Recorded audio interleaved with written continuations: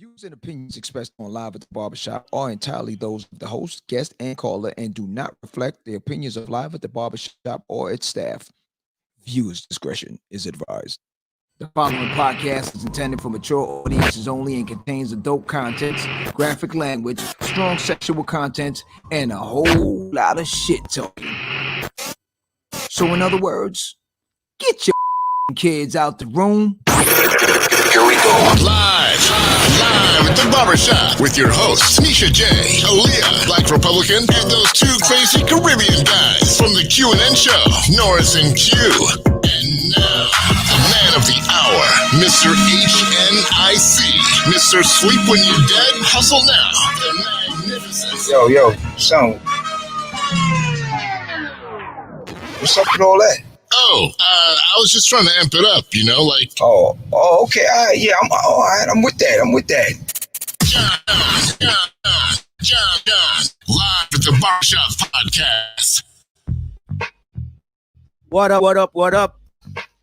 To all our viewers out there. It's a night again, night. We have a serious topic and a great guest who's gonna give us some knowledge and the marriage situation. But first, we're gonna introduce our panel. To my left, Norris. Norris what? Norris. Yes. Okay. Yeah. And we got who's in the house tonight? Nisha. Hey. Nisha J. How are Leah. you? Aliyah. You there? Hello. Okay. And Sassy. Hey, everybody. Okay. And the man of the moment, John, what's up, man? What it do? Remote. I'm sitting on the sideline tonight. I'm gonna jump in. Okay, in that call. Well, tonight we're going to talk about the situation that a lot of us face. Business of marriage Currently and before faced. Yeah, the business of marriage. And we have a special guest tonight who is going to give us some knowledge on all these situations. He's just going to uplift us and teach us some more about what's going down, what we need to learn, especially for the guys. So if you're out there, dude, who's going through, facing all these situations, chime in and we hear what you got to say. For right now, we're going to bring in Dr. Johnson. Dr. Johnson, how's everything, man? Respect, man. Nothing but love and happiness coming your way, man. What's up, fam? Good to be back on. What's good? Man. Welcome back. Yeah, no doubt, man. Welcome back. Last time you dropped knowledge on us, man, it was very interesting, and we are here to listen again and learn some more. I hope everybody can take some notes, you know. Good knowledge. So we're gonna what John, what you got to say about this situation now? Let me start off by saying one thing, right? So when I do conferences and lectures, I always get, hey, man, this is all the time out of question and answering sessions. I get, hey, man, you married? I'm like, no. They're like, okay, are you engaged? I'm like, no. Are you like, man, do you have a girlfriend? I'm like, no, not right now. So why should we listen to you about marriage? And I'm like, well, first of all, I've been studying the human genome and us as far as marriage for the last 13 years. Secondly, I put my love life on hold so I can study it unbiasedly so I can help those that are hurting. Mm-hmm. And lastly, is so many people that want to take advice from somebody that's wrecked a car. So most of the marriage counselors in this world, no disrespect, they're on their second, third, and fourth marriages. So we have to be very, very cautious who we receive information from, because sometimes we can be receiving the information, not the information, if you get what I'm saying. Gotcha. So I just wanted to study love and marriage from an unbiased perspective, because if I would have been married or whatever at that time, my love and my issues would have got involved into the study. So what I did was for basically 10 years, it's just studied love, marriage, and life in the brain. Not to mention, name me one therapist that has sit downtown Los Angeles in divorce courts for hours on end. That was a part of my undergrad, was sitting in divorce courts for hours on end, especially being in a high profile divorce city, if you will, like Los Angeles, where it's a lot of money on the line. I would sit down there for at least 8 hours a day, maybe 7 days. I mean, not 7 days, at least 7 to 10 days a month. And so I really studied this thing without my hands being dirty, if you get what I'm saying. So the information all the information I provide is strictly from the study and unbiasedly. So I hope I can give your listeners and viewers some information that can help them try to keep this thing called love together.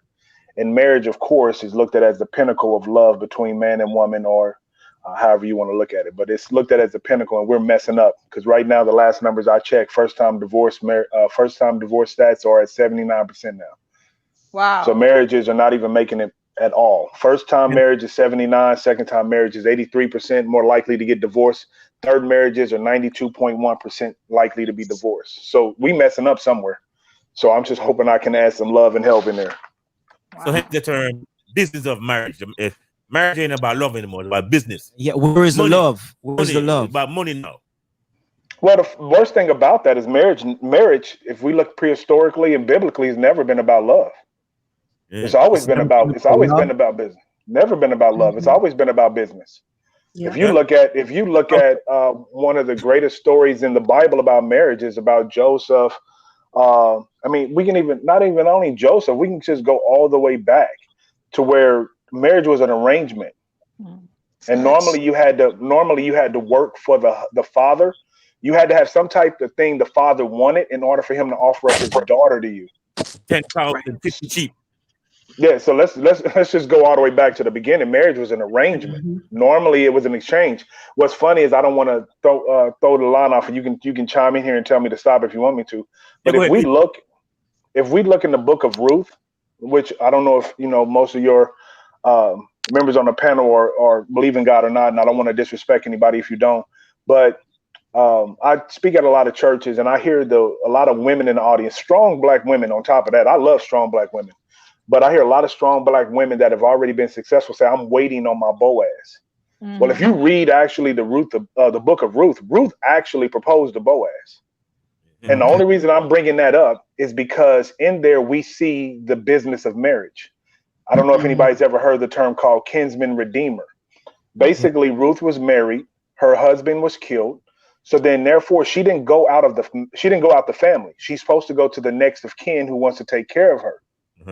That's usually where you get a brother, kinsman. right? Usually it's the husband's brother. Yes, it's usually the husband's brother. Normally it's the husband's brother, and sometimes she can go to the father, which is very rare, but normally it's the brother, or if the mother-in-law has another son. As you know about Ruth, she lost both of her sons.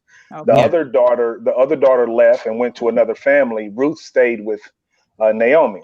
So if you want to ask questions about how she proposed, I don't mind answering that, but I don't want to hold you up on that point. My biggest point is after Ruth proposed herself to Boaz as far as asking him to be her kinsman redeemer, Boaz told her to be quiet, go to your domicile, do not tell anybody what just happened. The next day he went to the center square where all the businessmen would meet, and he found Ruth's cousin. And theologians say it was her cousin, it was her uncle. I don't think it was her uncle. A lot of theologians believe it was a distant cousin. And he says, hey, have you heard about thy handmaid Ruth? And he was like, nah. He was like, well, do you want to redeem her? He was like, because if not, I want her. He was like, yeah, go ahead. And at that moment, if you don't believe it, just pick up Ruth 3 and 4. You'll see where he handed that man his sandal. And that was considered to be the deal. So if you look all the way back to Ruth and everywhere, it's always some exchange of goods. And that right there is one of the biggest reasons why I think marriages are failing, because women can support marriage all they want. But if you look at the traditional standards of marriage, y'all not property no more. Y'all not property. Y'all have so much more value. And if we keep looking at the traditional standards of marriage, then we're still looking at women as property. If I got married, I don't own my wife. Yeah. In some cultures, marriage is still being arranged. Still a business, exactly. Especially in other countries, no doubt about that. Yeah. I'm not. Please, I don't want to disrespect any culture. I just want to spit facts. Facts it's a business. Yeah. And so if we look at things as a business, but yet we want, like, when I was a marriage counselor for 7 years, and there were so many women that wanted to be valued in their marriage, right? And the dude was like, Doc, yo, man, I go to work 14 hours a day, a job I hate. I hate my boss.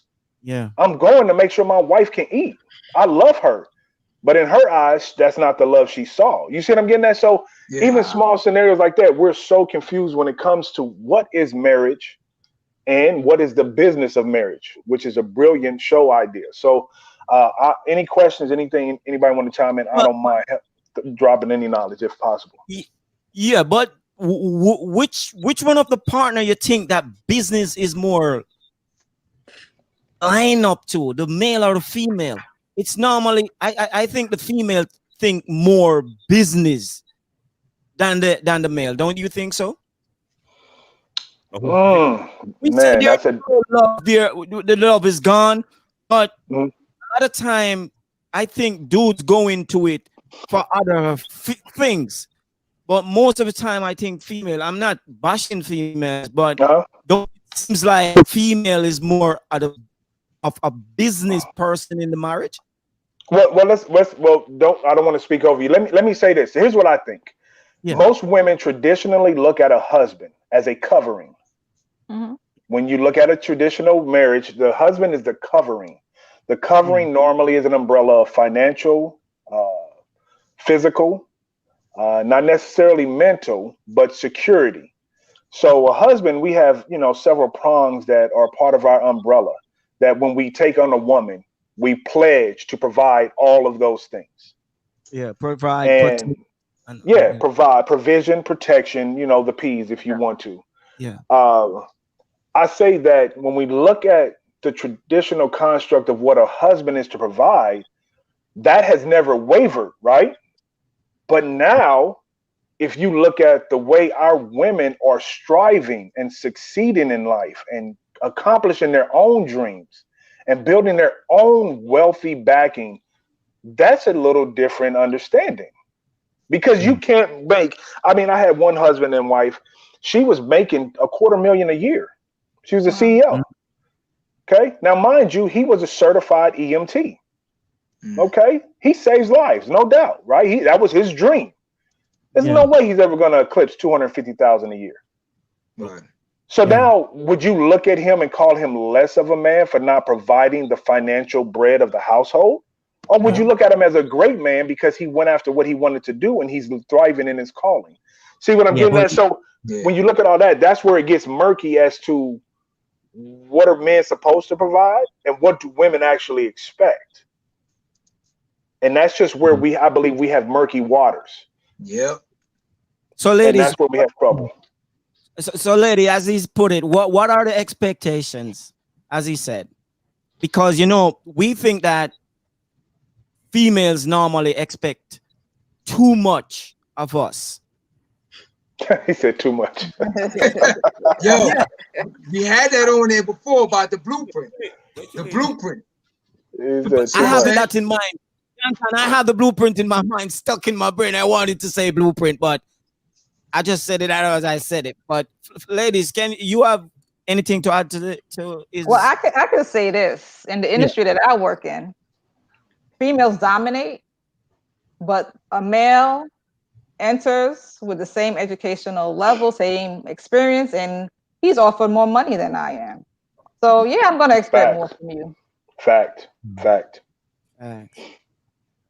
Okay. It's because he's a male. He's actually given the higher level of the pay range. Right. Yeah, but compared to me. So yeah, I'm going to expect more from you. I'll say it for that purpose. So what if, like you said, what if the role is switched? If she make more money than him, I mean, like, would the husband expect more from the wife? Pertaining to financial. Well, some people arrange it in a way where the higher earning person in the household pays the heavier bills, like a mortgage or so. Even though the man's so I mean, it takes a lot of communication and compromise. Communication is the key. Communication is key. No, when you guys get a chance, can I tell you guys the truth about what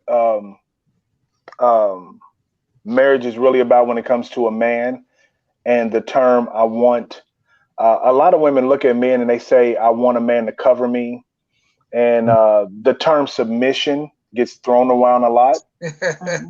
If you well, you guys can finish what you're talking about, but please give me a green light and just give me 1 minute to explain the true definition of what submission is, if you don't mind. When you guys get time. Yeah, please do. We'll do that, but I just want to hear some more from the. No problem. Yeah. I just want to throw that in. Yeah. Or from Aaliyah, either one. You said from me? Yeah. Either you or Nisha. No matter which one. Okay, so what was the question that you had again? Elaborate more on the business of marriage. Well, I mean, I think it's kind of it depends on what both people want and what they're trying to accomplish in the marriage, because ultimately it's gonna take teamwork. And I don't believe that marriage is solely just about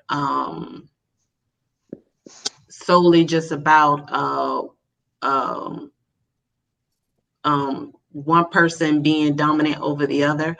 I think it's about both people meeting in the middle and giving 100% of themselves. I heard a lady say one time, she said, if both of us are focused on giving 100%, then nothing could ever go wrong. So if you're always focused on pleasing your partner in a way that they need to be pleased, and they're always focused on pleasing you, then there shouldn't really be any issues, because there should always be compromise. So I think, when people look at, you have some marriages, they are business, and a lot of marriages should be, I think they would last longer if they were looked at as businesses, because men commit to their jobs every day, and the things that they want in life, men commit to them. Doesn't matter what they come up against, doesn't matter what they're dealing with at their job. They get up, they wake up every morning, they put their clothes on, and they go to work. And that's just how you should be in marriage. So I think if men and women committed to their marriage like they do business, it will last a lot longer. Okay. So I don't believe marriage is treated as business, because then it would last like business should. So yeah, but you do know that some business don't last that long also. Well, partnerships. Yeah, a lot of partnerships. Some don't. Some don't. But if the person is really dedicated to the business that they're committing themselves to, and they're dedicated to it, and they're really trying to build something from it, they're going to be there every day, putting in overtime. That's just what it is. All right, Nisha J, what you got to say? I personally feel like marriages, it depends on the two individuals. I can only talk about the marriage that I currently have. In my marriage, I could definitely say there's a communication issue. Right. And also a lack of, how can I say? I feel that, everybody should be on one accord. So if it's a communication issue, then you should all be on one accord, where that your partner is looking out for your best interests. And I feel that, and sometimes when you have a union, people tend to not believe that, and they don't communicate to one another their true feelings, and that can be the demise of marriage, if that makes sense. And also, I feel like a lot of times when you have feelings and you feel strongly about something, just remember your partner can feel strongly about something themselves. So if you're strong out on getting this car, like say, I want this Ferrari, blah, blah, and your spouse is saying, no, that's not a good idea. Your spouse should be open-minded to understanding why he wants this car. This is something he wants, and You know, like just be open to each other's ideas and accept them, because that makes that individual them. Don't try to change the individual by doing something or telling them, no, that's not a good idea or what have you. And I think in marriages, a lot of times when one partner decides to take on a new idea or do something that's not the norm or what they don't think is right, and couples just tend to drift apart. And Well, I Okay, think a so lot of that comes from too, like mostly when, and I was just speaking about this today in the barbershop about how people bring a lot of different insecurities and they bring a lot of different baggage to the relationship that they have without even realizing that they're bringing that with them. So in their minds, they feel like they feel so strong about it. But the question is like, why do you feel so strong about this that you feel as though that it can't be let go? Right. Because I think that is the biggest thing. And I learned that a long time ago, that you should never hold on to everything. Well, nothing. You shouldn't hold on to anything. You should always be willing to let things go instead of holding on to them so tight that you can't get past them. So I think that has a lot to do with it too. okay. So, I feel that in marriages, just like you renew your license, you should also renew by going to some kind of therapy, because nobody, I'm not the same person I was last year, 2 years from now, 3 years from now. We all have incidences that happen in our life that can change in a heartbeat. You know what I'm saying? You never know what one is going through. And I think going through this part of counseling and unification of one another, if you have a strong bond of communication, your partner can understand the reasons why you've done certain things or you've changed or what have you. Absolutely. But again, back to the key factor of communication. Yeah, okay. Dr. Johnson, you say you wanted to, you are from where you left off? I think John had something to say. No, well, I was gonna say, Dr. Johnson, all right, someone made a point before, being as marriage is a business, we should treat it as a business when it comes to communication, like both Nisha and Aaliyah spoke on. Whereas just like with a business, we have business meetings. So if we're gonna have business meetings, we discuss whatever's going on financially from the household on certain days. Absolutely. The opposite days, we just have regular date nights. We don't discuss anything concerning finance, kids, house, anything like that. Do you agree on that one? I agree, because I know for me, every week on Fridays, and this, I wasn't married when I did this, but it was very effective. Every Friday night, we would have family night. And on family night, I would allow my children to ask, everybody would see how everybody's week went, the things that happened, and listen to each other. And then I would allow my children to ask me questions about things, how they felt, or questions that they had for me. And I think that was very effective in building a stronger bond. Now they tell me all the things that I don't want them to tell me. So, Dr. Johnson, what are your thoughts on that one? Man, I love everything I'm hearing. To be honest with you, everything I'm hearing is what's beautiful about marriage. People can come up with different concepts and ideas to sustain the marriage. And I think that is brilliant. Actually, communication is always the foundation that the marriage should be built on. It's just a myriad of ways to sustain a marriage. And you guys are just, I mean, I hope y'all listeners are taking notes. I mean, that's how each person can try to find a way that works best for their family. Right. And so I can never have any difference of opinion on that. The best thing about this conversation we're having here is that we're breaking bread together, and, you know, somebody may be listening. They may take a piece from what the young lady just said, a piece from here, a piece from there. That's the best thing about marriage, is that's what you call church. This church right here. I love it. Tabernacle. I'm with you. But I think it's beautiful. I think one of the scariest things, though, man, is when you guys set a formula, and I don't want to go down this path because then it's going to bring up a bunch of negativity. We're trying to go back to the beginning, but some of the negative parts of the time I spent in divorce courts were that both couples, they had a plan. Yo. And then y'all agreed. And then guess what? Somebody was like, I don't want to follow it today. Now, what happens when you get to that point? See what I'm getting at? So everything sounds beautiful. Okay, I got you. But I mean, I know some people that wanted a Ferrari out here in Beverly Hills, and the dude was like, "No, we can't afford that right now." And the chick went and put it on her black card. Come on, that's not. Wow. I mean, come on. What happened? What happened? You see what I'm getting at? Like, so I mean, everything y'all saying is beautiful.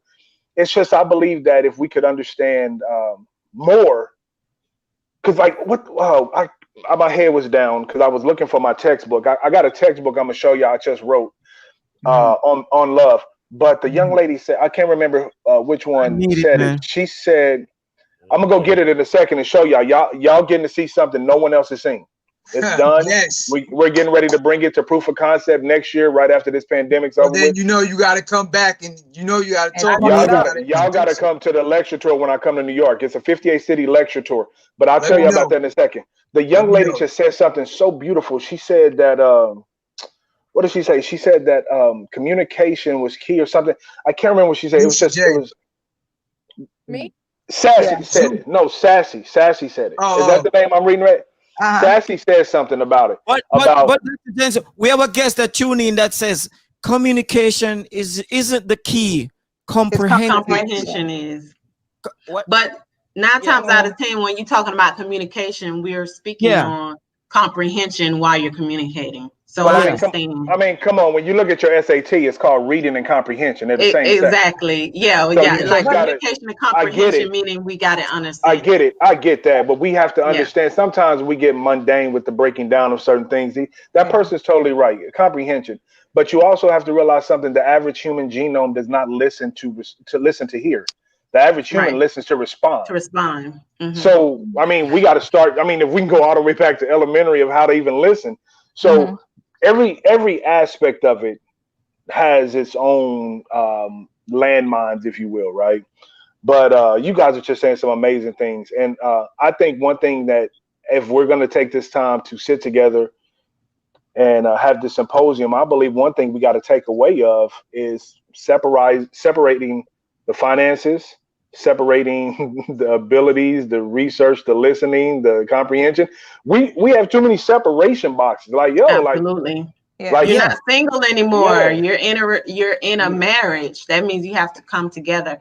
And that's a big thing that people have a problem with. They don't want to come together because of their separate insecurities that they brought into the marriage. I think we have too many people that come into a marriage with an LLC. Yep. You can't have an LLC and then try to form an S corp. Like when you really understand the business, you got your S corp, your C corp, you got your LLC. Like, I mean, to be honest with you, we got a lot of fakes out there too. They come in with that DOB, doing business. They come in, I'm doing business as. I'm doing business as. Yeah, I'm doing business as that real man that you want. Under this fictitious business name. Yeah. See, so if you want to really, I thought when you hit me on this, Jay, I thought about it because I have a whole lecture on understanding corporations. And when you look at corporations and how they're formed, especially if you look at an LLC, it's called limited liability. Yeah. So some of y'all marry a guy that when it comes to your heart and your love, limited liability. It's limited. I can't do all that. You see what I'm getting at? So when we really talk about business, we got to really break down the genesis of it, man. I can go all day on that. So whatever y'all want to ask, I got it. I got something for you. I got something for you because we was discussing. We're gonna get to the part as far as the courts, but before we get to the courts, the problem with it that I'm seeing in society today with the narcissistic attitudes because of social media, there's too many people focusing on what they call the bag right now. So most people now.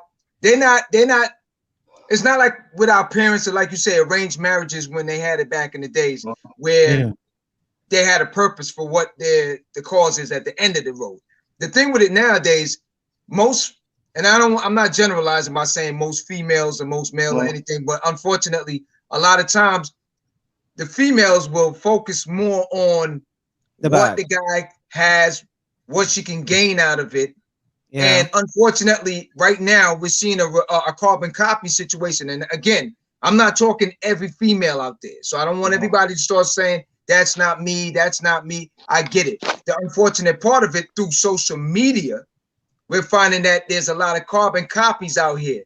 Now, we can go down the line. You got Dr. Dre right now, Tracy Morgan, Phil Collins, Johnny Depp, and a lot of them have been married for a short period of time, but those females came out with the bag at the end of the day. So now when you look at it, was it, and someone termed it before and said, this is an easy come up for you to get married to somebody that got some money or has something.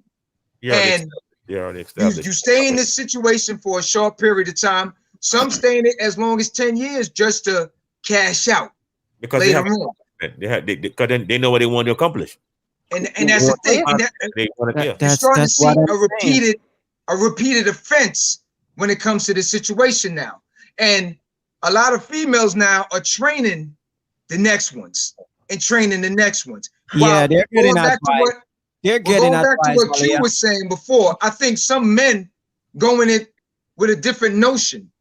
Like some men, of course, unfortunately, they want a trophy wife. Some of them that have money, they feel like they can get that. You do get that end result where the money comes out of it. Yeah. But I think a lot of times men go in, like some females might say, they go in thinking with the wrong head. You understand what I'm saying? A lot of times y'all do.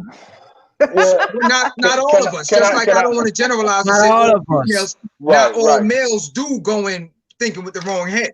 Some males do honestly go in with the right intention and the right heart. It's just that your partner it got a totally different situation already scripted out of what they're gonna do. Can I touch on that real quick on that? Sure, doctor. Go ahead, Dr. Johnson. Premeditated. And Nicole. And I'm next. I'll go next. Oh no, Aaliyah, you can go first, love. No. Yeah. Don't let it go next. Do not let it go next. No, damn that. Let it go next. I want to hear that shit. Go ahead. Let it go next. Go ahead, Aaliyah. Go ahead. You got the floor, Aaliyah. Let it go. Oh, you want me to go? Go ahead. Okay, so what I was getting ready to say was, I mean, you named all these popular people, these celebrities, but what you don't want to overlook when it comes down to these celebrities are involved in a lot of shady stuff. Relationships. So we don't know what or why the reason why these marriages are breaking up like they are. We don't know that. We don't know if this person is messing with underage girls or whether they molesting kids that's underage. Like, we don't know all of these things. That's why I always say you can never judge why things happen to people, what the reason is, and why things are happening the way that they are, because Hollywood is corrupt. And a lot of these people that are celebrities are dangerous people. Oh, yeah, she's right. Because a lot of them got women in different countries, you know what I'm saying? Because they do travel. Yeah.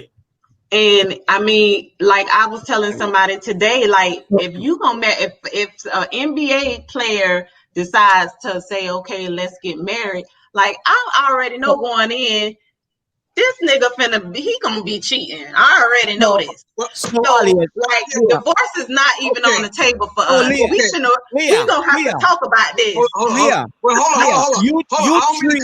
don't mean to cut nobody else off. But that is exactly what I'm talking. If you already know that if you're going in, hold up. If you know that, why do you enter in it if it ain't for the bag? Did you just hear what I just said? These women have to know that this stuff is going to happen. The fact of them knowing that, they don't care. They have an ulterior motive, or they just don't know the depth of it. Like, this person could be gay, or he Dr. Johnson, Dr. Johnson, what you want to say? Dr. Johnson want to jump in. Jump in, Yeah, baby. that's Jump Because in. all Yo, this I stuff is don't behind even. the scenes. I don't And if even. you I don't don't raise my realize, hand much. Yo, if you don't drop even the realize knowledge. that this stuff is going on until you 4 years in a marriage, yeah, I we'll gotta be let out of the. I there. gotta let the. I gotta let the queen finish. I gotta let the queen finish. I will never interrupt the queen. She Yeah, done. like just imagine if you enter into something, say for instance, okay, well, he got money, he may cheat on me, but I never thought that he'll But be Ali, cheating on, he'll be molesting my child. no, You know no, what I'm saying? All right. Okay. So let me. Look, can I come back? I'll reel that in. yeah, Dr. Johnson, go ahead. Yeah, we gotta. I just want to reel that in because I live out here in LA and I've been to several mansion parties. I live down the street from Will Smith and Jada, and I've never seen Jada with a wedding ring on in 14 years. So I know a lot of stuff's going on, and you're right about that. You're right, but the worst thing about us is that's where the problem lies. We're influenced by people that we ain't got nothing to do with. So can I just throw out a name? I cannot just throw out a name out there real quick. Anna Nicole. Anna Nicole, we can go even farther back. She married like an 80-year-old dude that was getting ready to die, right? Yeah. Right. So what we have to understand is that when we look at police brutality, I got beat by a cop at 18. I didn't have a camera on my phone, right? So what are we looking at now? Is the police brutality getting worse or is it just getting filmed? Getting filmed. Okay, getting filmed. So are marriages getting worse or are they just being filmed? They're being filmed. It's been like this forever. Some of them are not being filmed. Back in the day, a woman, listen to this. I've studied marriage all the way back to Adam and Eve, yo. Listen, let's just go in America in the early 1900s. A man had to show up with chocolates, flowers, and something for the mother just to get a date, right? So let's go even deeper. Let's go like in the 60s or 70s after the Vietnam War. When a man came home, like people from Detroit, people from even Missouri, where's he got a job at? Oh, he works for Ford Motors. Okay, baby, you can marry him. Oh, he does this. So trust me, all we seeing now from our young kids and our young queens and kings, we're seeing them regurgitate behavior in an unmanaged way. My man Jay just said about the bag. Yes, when you're talking about financial security is now taking the lead over love. At a moment back in the day, we used to have love was the lead. Yeah. Now we have money. Why? If we look at television programming. Back in the day, do you know one thing I like to bring up in marriage counseling session?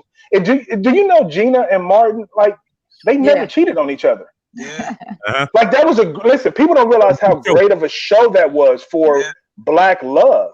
Yeah. They fought, they came back to the table, they pouted, they set away from each other, but they came back to the table. Yep. And so we don't even have shows like that now. Now we have reality shows and music that creates this persona of us, man. Microwave. Microwave. It's what I call microwave love. Okay. I don't know if you guys know. My mom used to own a bakery, right? So I know about what a fresh brownie tastes like. All right. I know what a fresh cake coming out the oven and she slices the top off so she can make it even. I know what that tastes like. Now, I don't know if y'all know, but this Dunkin' Hines, they got a brownie you can put in the microwave for like 2 minutes. And it's hot. And it's hot and it's a brownie. But it don't taste like that. You see what I'm getting at? So what we got going on now with our phones and iPads and everything in our hands, we got access to, guess what? Microwave love, microwave feelings. Yep. I just went on a date. Not that y'all need to know this, but I just went on a date, right? She's a professor. Okay. I got a PhD. So we chilling. And she was like, I don't get down like regular women and I don't do this and I don't do that. I'm like, okay, I like you being different. And then she got a little bit of that Cabernet Sauvignon in her spirit, and she got a little loose lip. And she let it slip about an Instagram page. Because I play golf a lot, right? So I post. You don't never see no pictures of me showing nothing but me on the golf course. She's like, well, you need to follow me on Instagram so I can see your golf pictures. She slipped up. She didn't tell me about this page. Guess what's on this page? Every picture. Every picture. I'm like, you just said you wouldn't like regular chicks. Yeah. Well, don't nobody know. I'm like, see what I'm getting at? Yeah. That alter ego. We got way too much going on as far That's as just influence. that was the representative talking. That's that DBA. That's that DBA. All right. So if you don't mind, can I just chime in real quick? I'm not saying we're getting away, but we are looking at all the bad and all this constant stimulants from everywhere. And can I just tell y'all the crux of what marriage is, if you don't mind? Yeah, go ahead. Women on this panel, you guys have heard the term submission, right? Yeah. Okay. Am I allowed to say a bad word, Jay? Speak out. Okay. Y'all can't play this for nobody else because I don't cuss. I don't do all the cussing. Ain't nobody watching us. All right. One of my favorite lectures, I'll say this. I'll say, women, submission is not about suck my dick, fix me a sandwich. I think we know that. That's not Aaliyah, you just don't know. So many women think that's what it is. No, So many women think submission is I'm just here to do whatever the man tells me to do. Oh, and that's why they don't understand what submission means. And then there's so many strong women, like the women on this panel, that are like, submissive.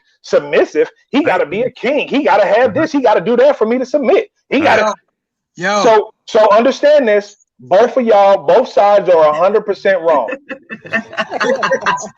Both sides are 100% wrong. We just had this discussion last episode. Yeah, you finished last it. Yeah. Somebody on the panel, I'm not going to point, but somebody on the panel, when we said the word submission, what's that? Submission? I don't like that word. You can say who said it. I already got an idea who it is. Let me finish. Both sides are totally wrong. Whether if you believe in God or not. I live in California, so I always have to keep saying that because you don't know who you're offending out here. Whether if you believe in God or not, can y'all just give me about 40 seconds and just take a walk with me? Baby. Do your thing. Just take a walk with me through the book of Hosea. I need you guys to understand something. Through the whole Bible, cover to cover, there is not one scripture that says a woman has to love her husband. Not one. Talk about me saying that, Kari. Not one scripture. Not one scripture. Not one scripture does it say a woman has to love her husband. Okay. Not one. Matter of fact, if you even go deeper, every woman that shows up in the Bible in a peculiar situation was always forgiven on the spot. Need I say the woman that was dragged before Jesus in the temple by the Pharisees and Sadducees, and she was in the middle of adultery. Jesus checked them cats so quick. Like, first of all, y'all found, what was y'all doing looking in the window? Number one. Number two, when she was naked, the accusers were behind her. And a lot of theologians believe that when Jesus kneeled down and he wrote something in the sand, they believe that Jesus wrote their names. Nah, I'm going to take it a little step deeper. I believe Jesus wrote their sins. So the first time he kneeled down, he wrote something in the sand. He turned around, half of them left. Then the next time he went down, wrote something else, and then the rest of them left. Then he turns to the woman and says, where are your accusers? They're nowhere to be found. Go and sin no more. Now, mind you, that's just one of the greatest stories of forgiveness right there, right? But let's go back to the book of Hosea. Now, one scripture says, a woman should love her husband. It says a woman should love her husband. Should. And if you want to get into the Latin, that was actually in Aramaic. And if you want to jump on over into the Greek, should is if I want to, if I don't want. Should is a very, very big word. Okay. If you look at the 4 languages, then we get to the English language. But let's just stop in Hosea for 2 seconds. In Hosea, the young lady was Gomer. She was a whore. She was a prostitute. And God said, I'm tired of you guys treating me like a prostitute. So I'm going to show you guys what my love is about. He picked Hosea, an upstanding gentleman, probably like most of us on this panel. The guys, we're upstanding, good gentlemen, never done anything wrong. We're good guys. He picked one of us. He picked one of us and told us to go marry the town whore. One of the coldest scriptures in that book of Hosea is when it says he went and paid her ransom. That is a pivotal scripture because basically she was in another man's bed. He went and paid the man his money back, got her out the bed, but it never shows you that she gave the money back. She even got to keep the money. See what I'm getting at? So I'm trying to tell you how beautiful women are. Y'all get so much leeway because you guys are so beautiful. But understand in Hosea, for a long time. He says these words. He says a man must love his wife as God loves the church. Mm-hmm. So let me explain submission to you. Okay, Aaliyah. Submission I said this already. So submission is not about hierarchy or nothing like that. Guess what submission is? Based on what that scripture says. Aaliyah, I'm just going to look at you because you're right above me in this picture. Aaliyah, if I decide, am I saying your name right? Aaliyah? Yeah. Mm-hmm. If I decide to marry you, I'm risking my soul. Absolutely. No. I'm not risking my bank account. I'm not risking none of that. You got to understand something. When it talks in the Bible about marriage, it means that if I decide to take you on as my wife, if I ever lead you away from God, it ain't about if I don't do the dishes. It ain't about if I don't leave the toilet seat down. It ain't about none of that. If I ever leave you away from God, meaning I take you away from being good, I have to answer for that. Yeah, absolutely. So we can understand, if we can understand what submission is, it means that if I decide, I don't care if I wear the wrong outfit. I don't care if I want to watch the game and you mad that you didn't get to watch your soap opera.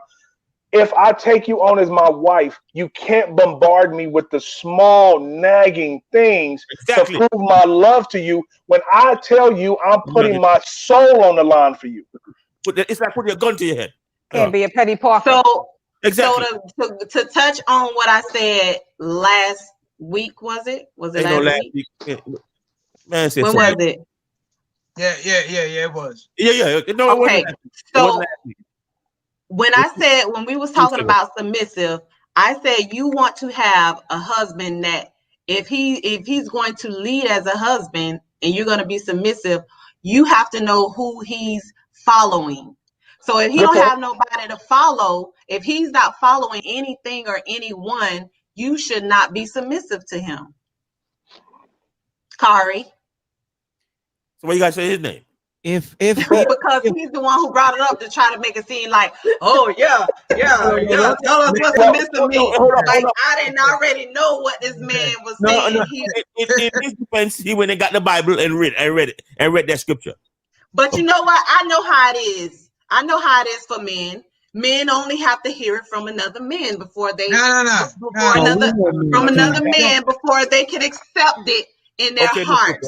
When it comes from a woman, and it's like, y'all funny as all get out, like for real. Y'all funny. When they hear it from you, Dr. Johnson, then it's all word. No word is bond. It ain't like that. It ain't like that. See, this is the thing Dr. Johnson's talking about. You see what you're doing? That's exactly what he's talking about. Most female, that's what they do. And that's the problem. When the dude just told you, you don't have to on my neck all day. I hurt you. You understand? I'm not your wife. I know that. I'm just trying to explain that's not valid. Shit, y'all so funny. Y'all listen, I'm just explaining to all female. And see what you're doing? You still talking. I'm not your wife. I can talk to you how I wanna. You still talking. I can talk how I wanna. See, that's my point. So Dr. Johnson, Dr. Johnson. Let me ask that attitude is the exact same thing she's going to do when she does get married. Hold up. Sassy got something to say, man. Hold up. I like what you just explained. I've never heard it broken down in that way. So this, to me, would explain why some men, when they exit certain relationships, certain marriages, you can just see it on their face and their whole demeanor that they have lost their soul. I got an answer for that. Go ahead. I don't know if y'all. I'm just saying. I got an answer for that darkness that I just brought on this woman. Like it was an old hip hop movie that was Marilyn Santana, God rest the dead, was in, and it was where he played a rapper or something. And in that song, it's called Played, I think. And in that song, in the movie, it's a song in there at the end of the movie called I Got an Answer for That. For all the women I hurt, I got an answer for that. Like what we don't understand is I'm not blaming anybody right now. What I'm looking at is the fact the church, others, pastors, aunties, uncles, we've explained it wrong the whole time. Like how Sassy just took the words I said. I've said that in front of preachers, and their eyes drop because they never looked at the text that way. So what I'm trying to say is I'm a young guy that just came into it, but God blessed me with understanding. But what we need to understand is that everybody is sent in so many different directions, and we're trying to follow the good of each other, but we're not. We're actually following a bunch of mistakes. And so what we have to understand is that the reason why I even wanted to be on this is because you guys are trying to find an answer. And as long as we're trying to find answers, we won't keep making the same mistakes. And I swear, if we taught in the church and in regular society that when a man takes on a woman, it's not about submission when it comes to sexual foods or duties of the household. It's the fact that, guess what? Bae, you're smart, you're intelligent. I'm going to go over here. We have this big decision to make. I'm going to go over here and pray and sit on it for an hour. Bae, you go and you sit. When you come back, we're going to convene. And guess what happens? No matter what decision we make, whether if I follow your decision and I say, okay, we're going to make this move as a family, it doesn't matter. I have to answer. You don't. So I think women would understand and calm down. And the lovely young lady has something to say. So I'll let her say what she's going to say. So let's clarify. When you say you have the answer, who are you answering to? God. But see, that's the thing. That's the thing. Some men don't believe. That's why I have to preface myself. I'm not saying every man believes in God or higher power. And that's why. That's one of the biggest issues. But when we understand, let's just look at the female body, right? Let's just look at the female body. You guys, or whether if you believe in God or not, understand this. I don't care what God you believe in. Nothing can come from a spiritual realm but through a woman's womb. True. Okay. The cure for cancer comes through a woman's womb. But Dr. Johnson, what I want to say to that is that there's a lot of divorce also in the church. So what you're saying, they got it wrong already. They the ones that got it wrong. Yeah. So that's what I'm going to say to you. So maybe the when you go to the pastors and such for the counseling, they're not giving you the right information. They don't know themselves, man. The one thing I got to say to that is whether if you believe in God or not, there's a great scripture in the Bible that says, study thy word to show thyself approved. Yep. I'm gonna tell you like this. I told TD Jakes this to his face. I was in a group of young Gideon where it was a bunch of young leaders, and TD Bishop Jakes called us down to Dallas, and it was just like 300 of us. He met with us individually. It was like he was basically saying, the young group of men behind me, I don't hear y'all coming. I want to hear y'all coming. So I was invited. It was a blessing to be there. But guess what? I told them, you got to realize something. When you in the battle, and whether if you believe in God or not, if I'm fighting Satan, if I'm fighting this, you can't go to Satan and say, TD Jake said. Sure can't. You can't go and say, Creflo. You can't do that, yo. You got to go with your own understanding. So the reason why we have so many men and women that are falling away from God and away from church is because they dropped the ball already. That doesn't mean we don't pick it up and try to run with it again in our own way. Preachers. Yeah. Right. Yeah. I know the pastor that I studied with a lot of that, where I got a lot of my wisdom from, and God bless the day, he passed away, was Miles Monroe. And he said that when he said he had been around a lot of married couples, and he was, he traveled different places. He's from the Bahamas, Bahamian. I don't know whether any one of you guys heard of him or not, but I know. He said that when it was a married couple that spoke, or they had tapes or CDs or anything on marriage, and he said, and they got divorced, he said the first thing he did, he told his people, go take it off the shelf. He said, tear it up, go take it off the shelf, burn it. He said, because whatever they doing, it's not working. One of the greatest things you just did by bringing him up is he has one of the greatest sermons ever on divorce. Absolutely. One of the greatest sermons ever. And he brings in the military. That's where I got all my wisdom from. He brings in the military. He brings in the military. He brings in the military on one of his sermons on divorce. He talks about when young men and young women give their life to the army or the armed forces, they're not signing up to come home. They're signing up to die. And that's what you got to understand about divorce. divorce is so rampant because the penalty of divorce, guess what? It's It's death. a business. No. It's A when lot my of man. it is. It's A not, lot of no. it is. I got death, something for you. too. No, I got something for you. Here you go. Right now, the penalty for divorce is what? The dollar. See, Yep. if you got enough money, you can get a divorce. If you have enough money, you can leave the union you pledged your life to. That's why the discussion on is marriage a business is so keen. It's so keen and so profound right now. Because guess what you can't do in a marriage? You can never file bankruptcy, right? Nope. No. You can never restructure your broken heart, can you? Nope. See, I'm talking that good stuff now. You can never restructure your debt in a marriage. Nope. You can never restructure breaking her heart. You can never restructure when you, how can I say, emasculate your husband. You can never restructure that. So That's therefore, permanent. that's why we have to be more sound in what we say out of our mouths before we join a union. Because if you join a union, you can get out of it if you make enough money. Yep. That's true. But guess what? Hold on, one last thing. I know you gotta say something, but I know a lot of good men out there. I know a lot of good men that work at Walmart, that are bus drivers. They make a lot of sacrifices for their family. They're loving their woman unconditionally, and you better believe that he is giving her all of his love.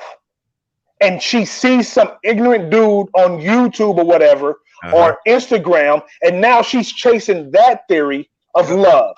When this man has laid down his body to earn her love. So we got to sit here and we definitely can blame women. We definitely can blame men, but we have to realize that we're looking over those real lovers out there. I know a man that is a mechanic and works at Walmart as a greeter, and he's in his 30s. Facts. And he has 3 kids. You cannot tell me he doesn't love his wife. Facts. This man saved up money and sold blood because his wife wanted what? A Birkin bag. What? F a Birkin bag. I'm sorry, I'm getting upset now. We got too many women. I'm trying to tell y'all something. Wow. We are messing up. We're letting social media and we're letting companies that don't give a crap about us dictate how we display our love.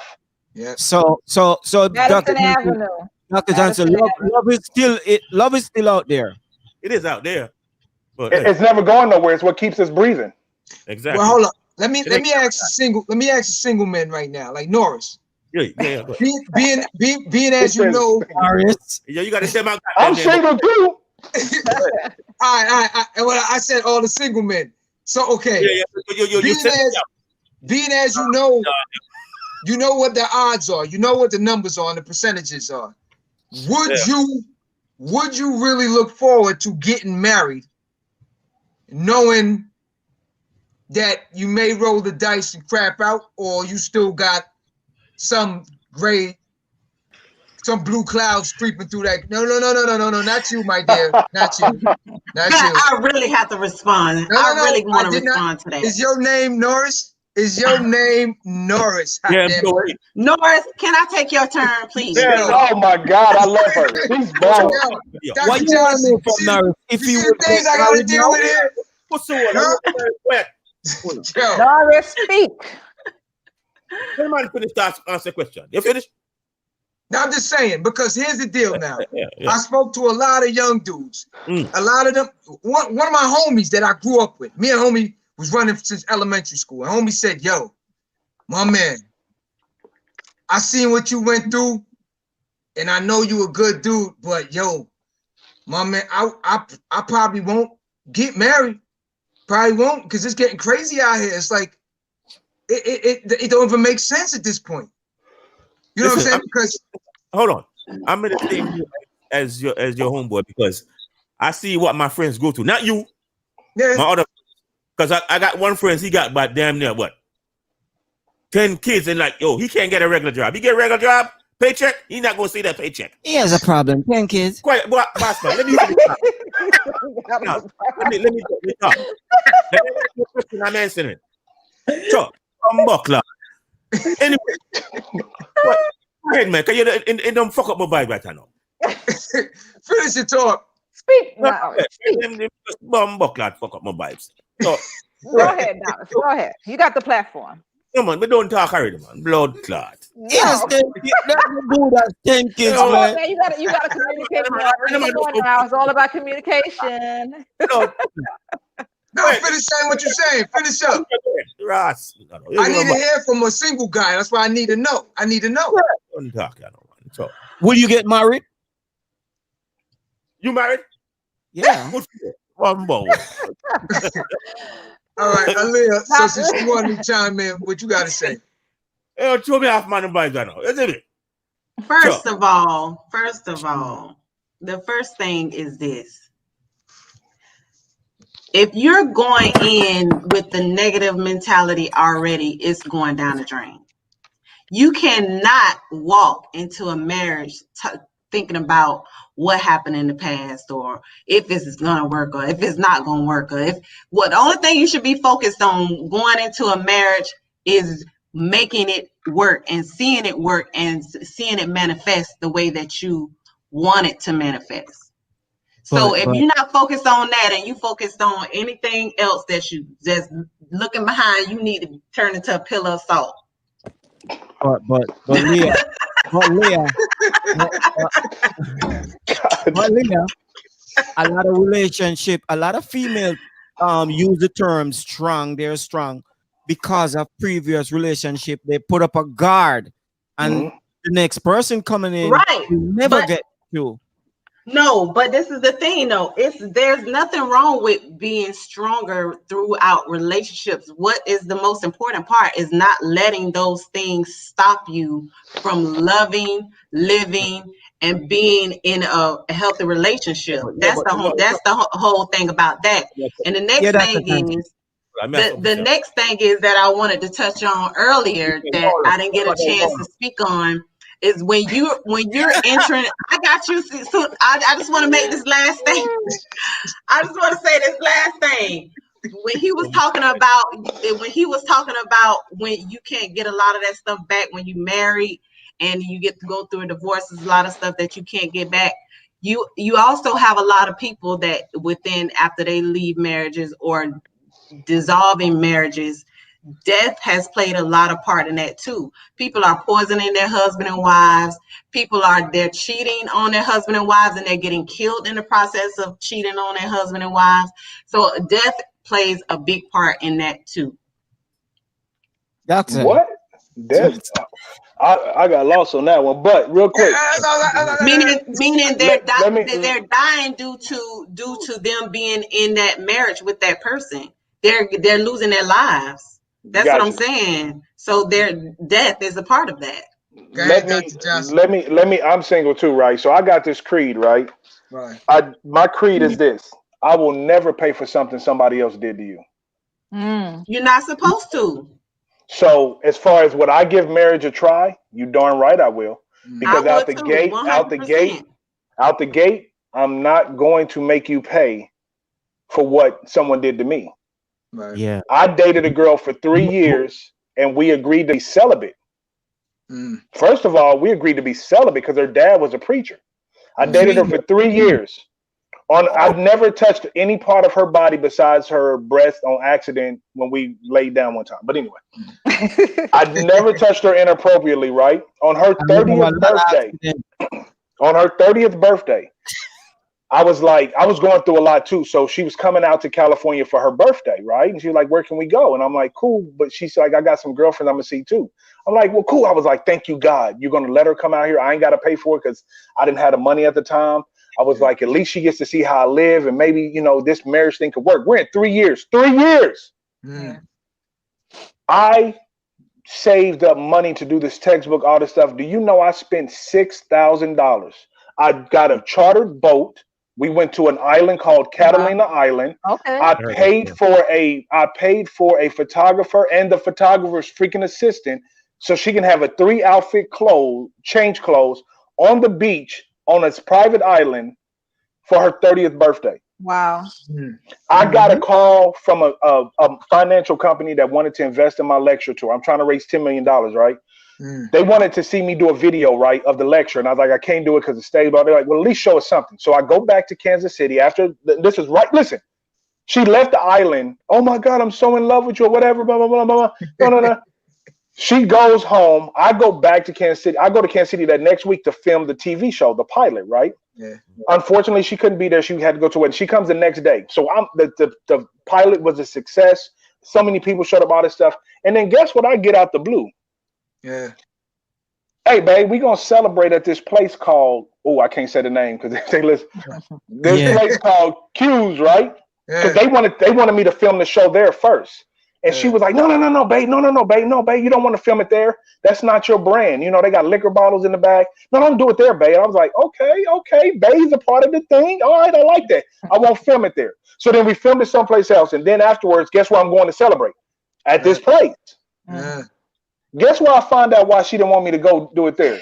She danced there. Every Saturday, she's there with some fat Ninja Turtle looking dude. I waited 3 years to get that. She was screwing some fat looking dude who was a lateral movement. Yo, so I've been through the ringers. That's what I said. So you said in that 3 years one accident, I would have accident daily. That's them preacher's kid. What did I say? Didn't I say? I'm saying that to say. I said get naked. But I'm saying that to say this. I said get naked. That right there was ultimate betrayal. That right there was even spiritual betrayal because here I am thinking I'm following God. We agreed to be celibate. And then the last part. If you look like Idris Elba, I would have been like, all right, you got that one. You got that one. This dude looked like a Ninja Turtle. And he worked where she worked. Wow. I'm not trying to clown and say I have a PhD, but you didn't even make an ascension. You made a lateral move, and you lost. This nigga had car trouble. It's the office husband. They give trouble.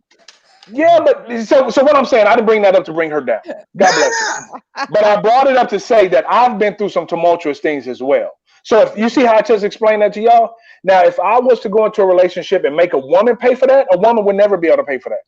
So that's why we have to set standards. I will never make you pay for something someone did to me, and I will never pay for something somebody did to you. No. Can I ask you, Dr. Johnson? A lot of women pay for past relationships. You ain't lying, big dog. You're not lying. They do. What you say, Sassy? Let me ask you, Dr. Johnson. So for children that grow up in the midst of a marriage that's in turmoil over many years, do you see a lot of them as adults that whatever they experience as children comes to the forefront of their relationship? 100%, a lot of it. But then guess what? The caveat is you got two different types. You have men or women that lived in there that don't want to be that. So guess what? They try to date people that are nowhere near like that. And then you got the other caveat. That's the very bad one that we're dealing with right now. They decide to be exactly what they saw. And guess what their excuse is? That's what I know. Yeah. So you're right. Yes, they do. And trust me, my last part of being in private practice, I was dealing with divorced children. Because out here in Calabasas, these kids out here, they got money and they don't go to like mommy and daddy getting divorced. No, they make their mom and dad pay. They start taking their pills and all this stuff. So I dealt with a little bit of substance abuse in kids that were going through a divorce. And that's bad. Can you imagine our black kids don't get that kind of stuff? You feel me? But kids need to be looked at when it comes to divorce because you get what you call the hyperactive parent syndrome. The hyperactive parent syndrome, what'd you say, big guy? Do you think you should like let your kids know what's happening or just keep playing? Well, it depends on the ages and it depends on their vulnerability. So the thing is called, the worst part about divorce is called hyperactive parent, okay? What happens is when you have a divorce and a child is present, one parent will overdo the love for the child and the other parent will do the exact same, but guess what they're doing? They're making the child compete for who they love more. So it's called hyperactive parent syndrome, and it's one of the worst things that can happen to a child going through divorce because it's not real love. It's basically love trying to buy your positioning in this separation. And that's one of the baddest things when we talk about divorce. But as far as you, Sassy, yes, that's a very bad thing. And that's why my first dates, I love Mastros. Mastros out here, you can't leave out of Mastros without spending $400 for 2 people. But guess what? I love nice places. But guess what my first dates are at? Starbucks. Yeah. My first date is at Starbucks or Jamba Juice. Because guess what? We about to talk. Screening process. No, we about to talk. We just about to talk. We're going to talk it up. We're going to chop it up. And if we get some good laughs over a nice latte or something, cool. But guess what I'm also looking for? Your history. I have to know, like, so what did you come from? What is your idea of what love is in marriage? And it ain't too deep. Right. And I always tell women this. Hey, Kay, you know me. You know what I used to do in Miami. You know how I get down. I used to tell women this in Miami. I used to be like, listen, whether if we have sex tonight or 100 nights, it don't even matter. So if you getting ready to go in this relationship trying to judge me on when we have sex or when you going to give it up to me, you need to throw that out the window. Because sex ain't got me. I done had more than enough sex. Right. I'm looking for a relationship and a partner. And that right there cracks me up because some women actually look at me like, you just said that to me? I'm like, yeah, like sex don't mean nothing to me right now. Like, Exactly. I want more than that. Exactly. How many percentage of dudes would come up front with a female, letting them know you want a relationship? Normally, females will do that, you know. Q, yeah. 1 minute. Marie. Yeah, go back to those. We got some questions from our Facebook. Yeah. Go back. All right, that one there. It says, why is it that a lot of women will get divorced and then use the kids as a weapon to attack? That's a topic for another show. Let him answer that. I can answer that. The reason why is a hurt dog will scream, right? Okay. A wounded warrior will grab anything around him to defend himself. Yeah. A broken heart will use any measures to try to mend that heart. And guess what's the best way to mend a heart in society's world today? And that is what? Revenge. Retribution. Retribution, revenge are the keys to love. I wrote that in my third book. I say, well, I ain't gonna tell y'all got to go buy it. The third book is the good part, right? In my third book, I talk about what anger bleeds. Anger bleeds. It's a wound, so it bleeds. So we have so many people, and then all we can do is speak to this because we're never going to change it. All we can do is be lights in the dark world. And there are so many women that use their children, even in marriage, as a pawn.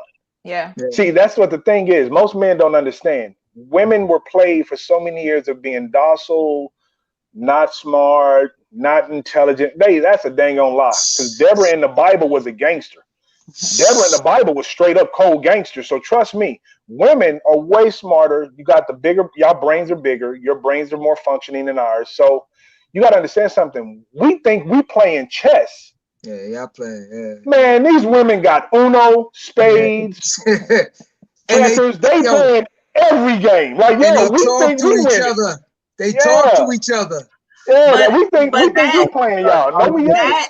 That can also go both ways because in my situation, yeah, she's an adversary, yo. I like her. We need to just do a show where me and her go at it because I'm being nice. I haven't even finished what I was saying.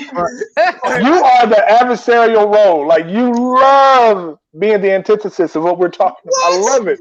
It's not that I love it. It's just that we have to, I think that both perspectives need to come out because just like, you know, you have your situation. I was married before. I went through divorce as well. And through my divorce, my husband took everything from me and I let him have it. So like with that, and then not only that, I had my children that I had to continue to raise, and he wasn't even doing anything for my children because he couldn't be with me. So it's just not the women that do things like that. Men do things like that too. If they can't be with you, and not only my youngest son, my daughter's father did the same thing. If you can't be with me, then you don't want nothing to do with the child. So I had to be the 100% lover for my kids, to provide for them, to love them, and to make sure that they got the quality of life that they needed without them being present. Can I ask one question? Why did you choose him? It's the war. Why did I choose my ex-husband? You talking about? Why did you choose that guy? Why did you choose him? Why did you get married to him and have kids with him? For the wrong reasons. So they were all here, wrong reasons. I'm not trying to say I didn't know, and I also didn't know what I know now about marriage and what I know about love. Back then, I was a lot younger, so I was thinking more about my children. No, not even love, because I wasn't in love with him. I was thinking about my children. Hold on. Okay, let's go back. The bag. Yes. No, he didn't have a bag. He was 15 years older than me. He didn't have a bag. And I was thinking more about me raising my kids and looking for my family and having that structure versus anything else. That's what I thought about. She said she was younger then. So I mean, yeah, I was Dr. Johnson. Dr. Johnson, how much would you normally charge for consultation for some shit like that? $225 an hour. Hold on. I don't need any counseling. I don't need counseling. Let's not. No. Let me say something real quick though. Since you have the mic and you are a strong woman, I think you want to change that, because there are women that are like you that been through that and they do need counseling. You may not.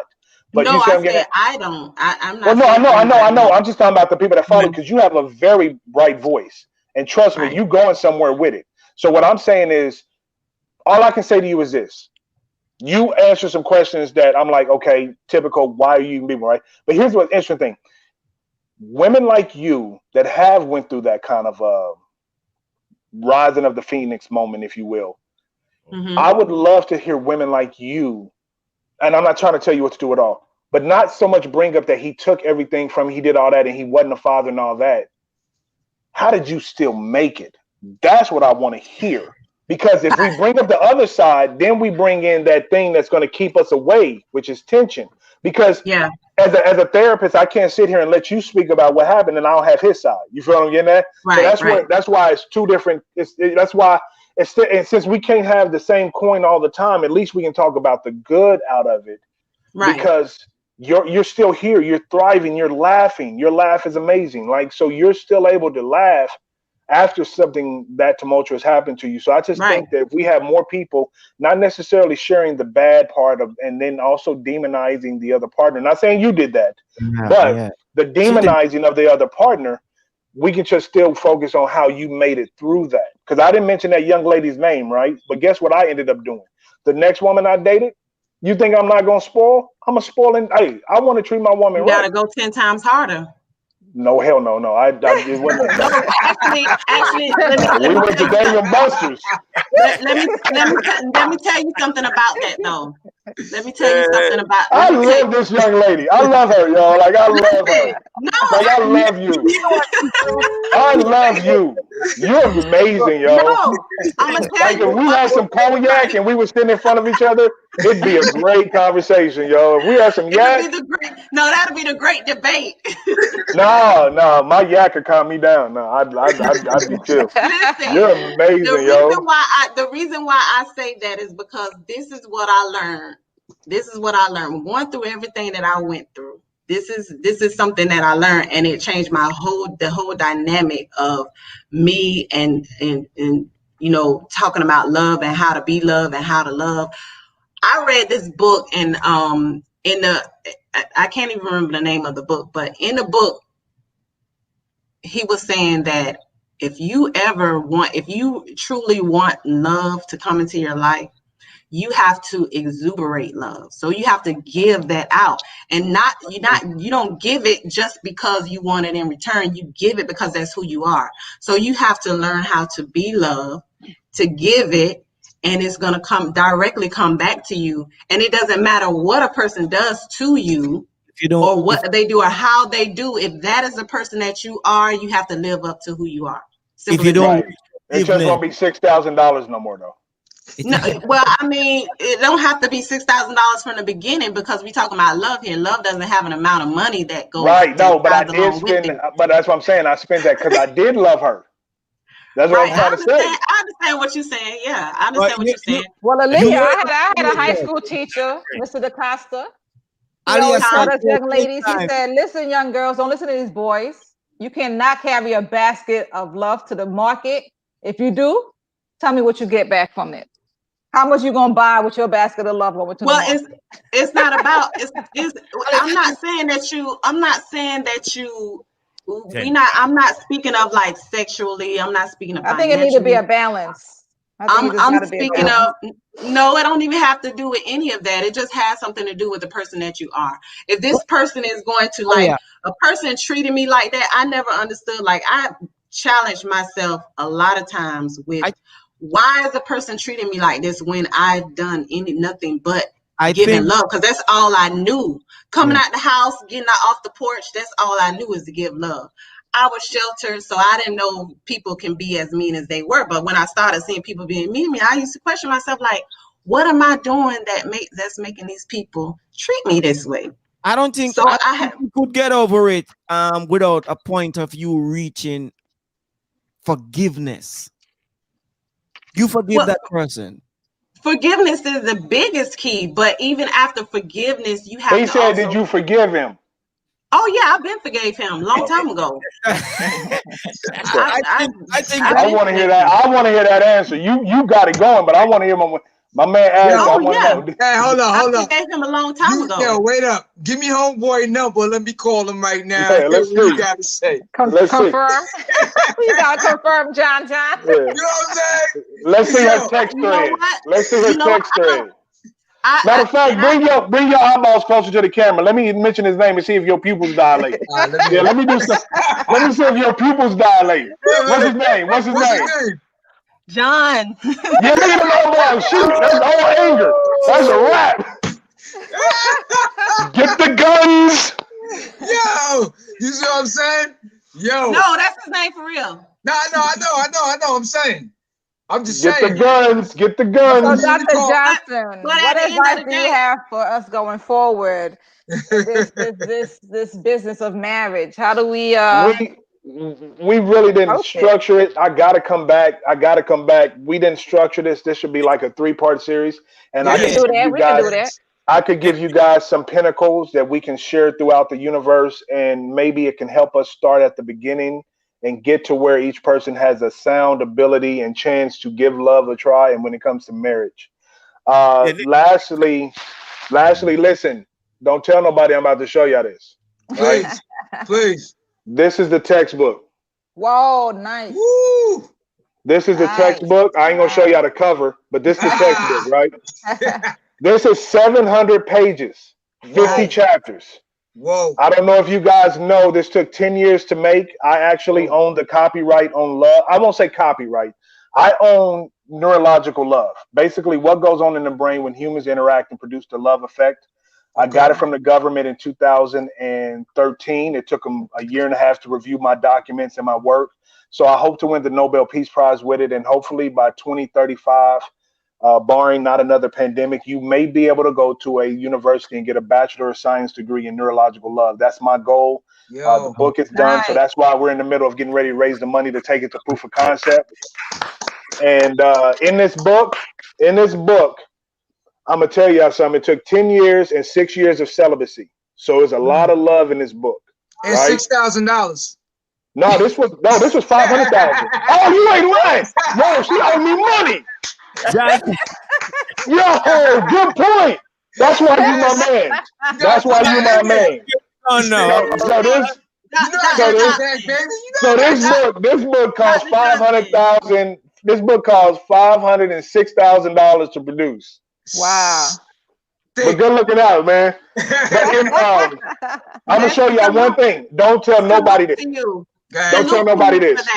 If you guys look at this, I don't want to show too much, but if you look at the little line there, basically in this book, we follow fictional students on their journey from first sight to marriage. And in this book, I show you everything that happens from first sight to marriage down to the anything from the hormones they use, the parts of the brain they're utilizing at each point, the part of the brain they're utilizing in first kiss, the part of the brain they're utilizing, like all of that. This is a textbook that's never been written before. That's why I can share a little bit now, because it's already done. But this textbook hopefully will revolutionize love, and hopefully our kids' kids will understand what love is when we're gone because of this textbook. So I just wanted to share that with y'all guys. It took 10 years of work, and hopefully I'll be winning that Nobel Peace Prize with it, and I'm gonna get one of them melted down into a gold chain. However we can help you to get to that plateau, you let us know. You plug no doubt. Everything that all our viewers can get to you, whether here, because we have viewers in California as well. So right. Plug everything that you need to plug. But I'm gonna tell you this also.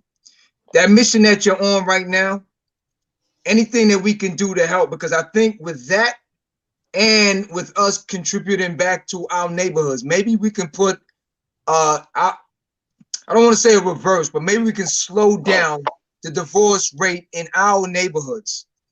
You understand what I'm saying? And to bring back a lot of love. We can reverse it. Right. Into our into the Black homes and the community. You know what I'm saying? Because I think, with that, it'll help to bring a lot of change in other avenues in our neighborhoods. Hey, Q, say how we reverse it. When she makes up her mind. What happened? You say how we reverse it. How do you reverse it? Oh, how do we reverse it? We can reverse it. We can reverse it by, first of all, understanding the separation between love and marriage, which is why I wanted to come onto this show as far as it being marriage is a business. Right. You got to realize something. My mom is 6 feet, 400 pounds. When she whipped me, it was a whipping. And I was about 6'1" in 6th grade. So the whippings had to stop because I got bigger, right? But when my mother whipped me, one of the biggest things that I haven't carried into my love life since the PhD, but before I did used to carry it, was when she whipped me, she would say, "I'm doing it because I love you." And that right there was one of the hardest things when it came to abuse. So what I need people to understand is that we have some ideologies in our hearts when it comes to love that are misconstrued.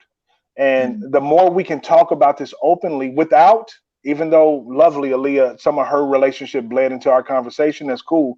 But and I'm not dogging you at all, Aaliyah, because you're a beautiful, bright spirit.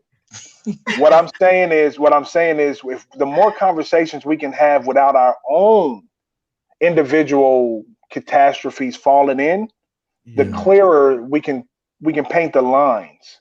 Because understand something, when love is emotional, no doubt, right? But it's what keeps us together and keeps us from killing each other. But you got to realize something. If I'm giving you grade A knowledge, and a love song comes on that you and that ex used to dance to, your brain is automatically going to flip off and stop listening. So that's what happens with these conversations. We get so deep and so good into this conversation, and so many people listen. I'm watching in the comments pop up. Yeah. But then sometimes something can flip. Then we go away from the point, or we go away from the structure. And that's why I think if we did a 3-part series or something like that, we would be able to lay down uninterrupted. Not saying nothing against you, Leah. Not saying you at all. This has nothing to do with you. What I'm saying is, I didn't say you though. I'm just saying. You was the main one. I'm just saying, if we can lay down an uninterrupted understanding of what love is, and then let people add their own thoughts and ideologies, that's great. But I am not God. I am not Jesus. I'm just giving y'all science based on 13 years of study. That may not be 100% right on y'all end, but the point is, if we can get to the point where I sacrifice, I'm 42 now. I play golf every day. I've been to 12 countries in the last 2 years, single. Why? Because I devoted my life to trying to change the spectrum of love and marriage and love in the Black household, first of all, but overall. So I dedicated my life to this. And so now that I'm out playing golf and stuff, it's cool. But trust me, my friends are married with 3 and 4 kids. I want some babies, but I dedicated my life to this. So if anything, I'm going to make sure before I leave this earth, we get some principles and lines drawn of what true love and marriage are together. That way you can take your coloring book and draw over the line, cross a line out if you want to live. You can do whatever you want. But as long as the lines are drawn and we understand, like Sassy said, she's never heard anybody position the book of Hosea like I did. I've told y'all, I've said this in front of many pastors and their eyes even dropped. So what I'm saying is I got to start there. You know, so if we can just start there, I'll come back as much as y'all need me to. You guys are gold for doing this. You're risking your love life for doing this, so it's beautiful. And this is what we need to help us reverse the numbers. Yeah. All right, Yeah. Part two next Friday. we can try on a monthly basis. No. Seriously, now, Dr. Johnson, moving into, we will set up, me and you, me and you always chop it up anyway. So right, no doubt. We'll set up for that. And then as far as your New York situation, when you're ready to do that, I'll let you know. We're right now, not that we need to speak about the gentleman in office. I started this textbook and this idea after my lecture my event I did with Hill Harper and Rev running them in Raleigh, North Carolina. This is when it started in 2010. And Obama was in office. I was like, great, I'm gonna do it, blah, blah, blah, blah. And then of course it took a lot of time to do the research, over $500,000. Right. And then this gentleman got in office and the hate rebirth in the country. No one's caring about love right now. But you better believe something. When this thing turns, my lecture is probably going to be one of the first things that hits the road. And I'm going to tell you something. It is going to be the beginning of healing on all fronts. Because you want to know the worst thing about a racist?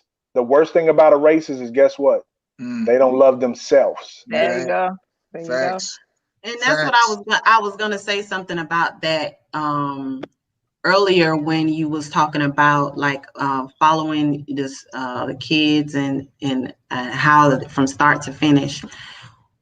We know that, and I know a lot of people don't think about it, but a lot of the way that a lot of this marriage thing and how the separation thing and the divorce and how we deal with each other on a committed note has a lot to do with how things happened during slavery and how they turned things around and built things up as far as the Black families coming to the structure of the Black families.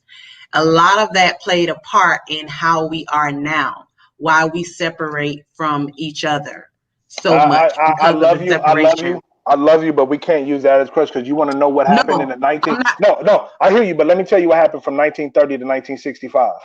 Do you realize from 1930 to 1965, the average Black household was husband and wife, 2 to 3 kids, and you know what? They were making 2 to 3 times more than the average white family of the same structure. Yep. Right. We had this. We had it, and they came in and changed it after the Tulsa riots. So we got to go to that. We did have it. Talk about when we was running. I'm not saying it was obsolete. I'm not saying it was I'm not saying it was gone. I'm saying a lot of it's just like some families we still have now. We have it like that. We have some people that get married at 16 and they still have long marriages until they get old and die.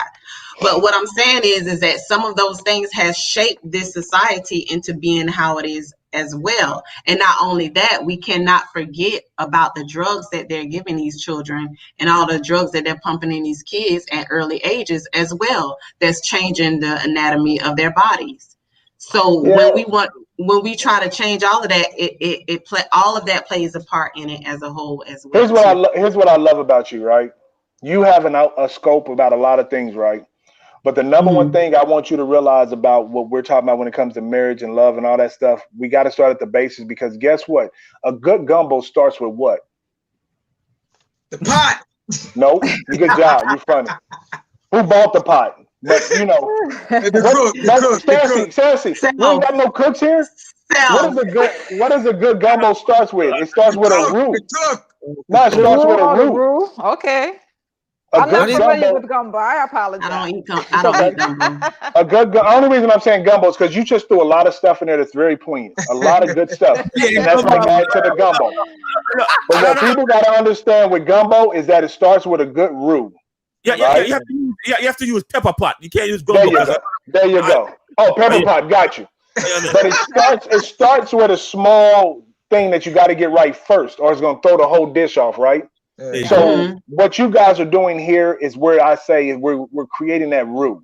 When we start talking about love and the basis and the beginning and the structure and all of that, we're creating the roux for the gumbo, which is what you just added, child over medicating. All that stuff you added is all a byproduct of the dish being, guess what, spoiled. So if we can get this dish started the right way, the rules started the right way, self-love, understanding where the love format comes from, understanding all of that, then our roux is going. Then we can add in the shrimp, the sausage, the rice. We can do all of that. But we got to start at a base. And by you guys reaching out to me to be here today, that is the base. We're starting at understanding the constructs and being okay to say marriage is a business, but we're also understanding the business of self in order for you to form that escort with someone. Yeah. That is the most important thing. And so I think if we definitely can jump into that. We can jump into molestation, because molestation, what people don't realize, and this is when changed my scope on women and why I stopped saying the B word. Well, I don't cuss anyway, but why I stopped listening to music with the B word in it and stuff is because when I went into molestation, I did about 3 years in molestation. You gotta understand something. The average black female, 87% of them have been touched. That's got to stop. That's got to stop. 87% of our black women have been touched or abused in some sexual way. Right. That's not being spoke on. And then they have the audacity to call our black women angry. Right. Yeah. They're not being heard. Their pain is not being heard. So when we talk, see what I'm saying about a gumbo pot? I just threw that in there. So trust me, if we can make a good rule of understanding the logic and understanding of what love is and human love and what the genome needs to survive, then we can start building upon the pot of gumbo and make a good meal to where everybody can come and get everything. Y'all did not cut her off on purpose, did y'all? I did. No, we didn't. She'll be back. She'll be back. I thought y'all cut her off on purpose. You knew she was coming back with something.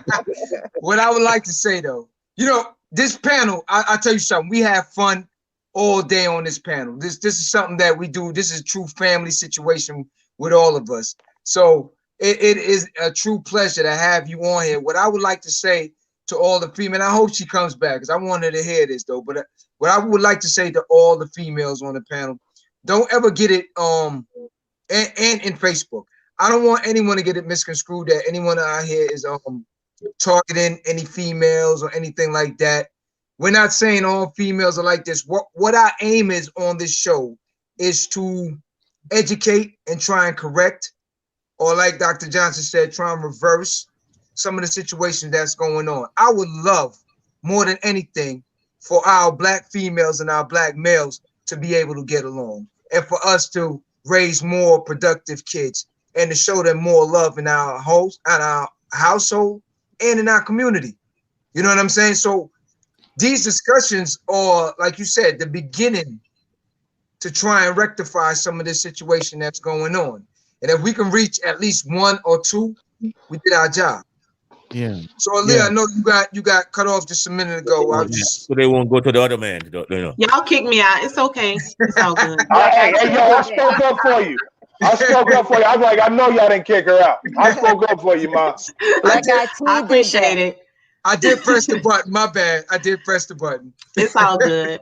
But like I said, gotta start with a deprogramming. I don't know. I think over the years, a lot of the media that we absorb or just watch, it has a big influence on us. Big time. We need to really monitor what we see, monitor what we hear, and definitely for our children. So that's to me is part of the beginning. Is to really monitor the programming that we expose ourselves to. The worst part about that, Sassy, is one thing that people don't understand, and it's called television programming for a reason. Programming. We got to realize something. Look, and Kay know this. I was in broadcasting journalism. That was my undergrad.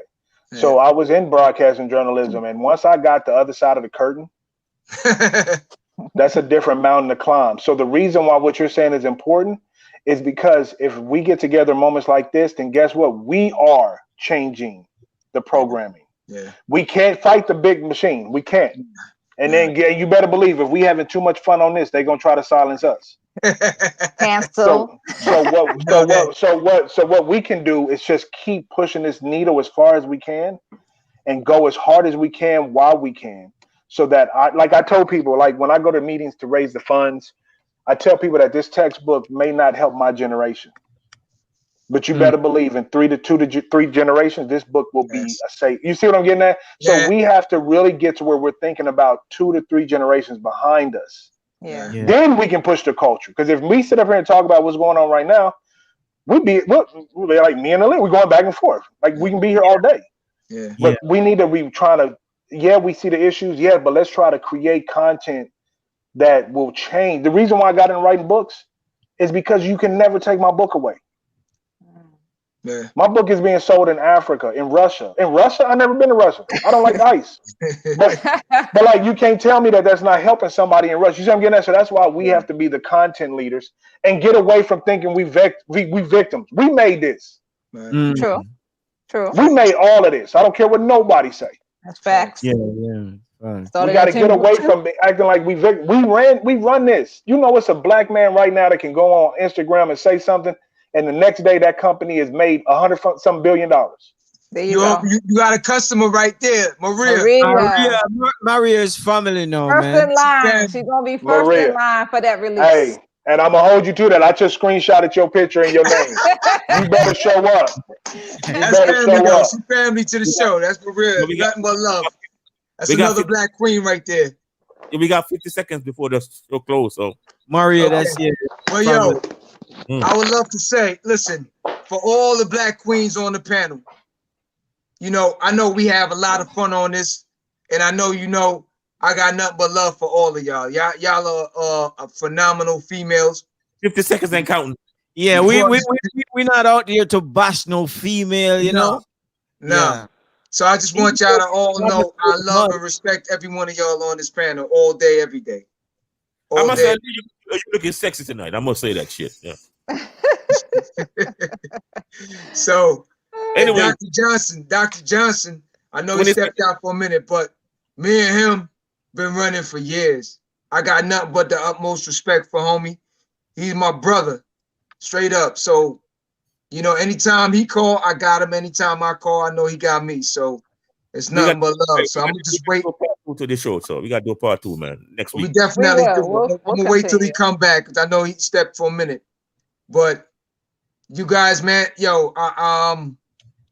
we've done a lot of good things for our community and our neighborhoods, and this is just the beginning of where we need to go. We still got a lot of work to do. And I want to thank everyone out there that has been supporting this platform for all the right reasons. You know what I'm saying?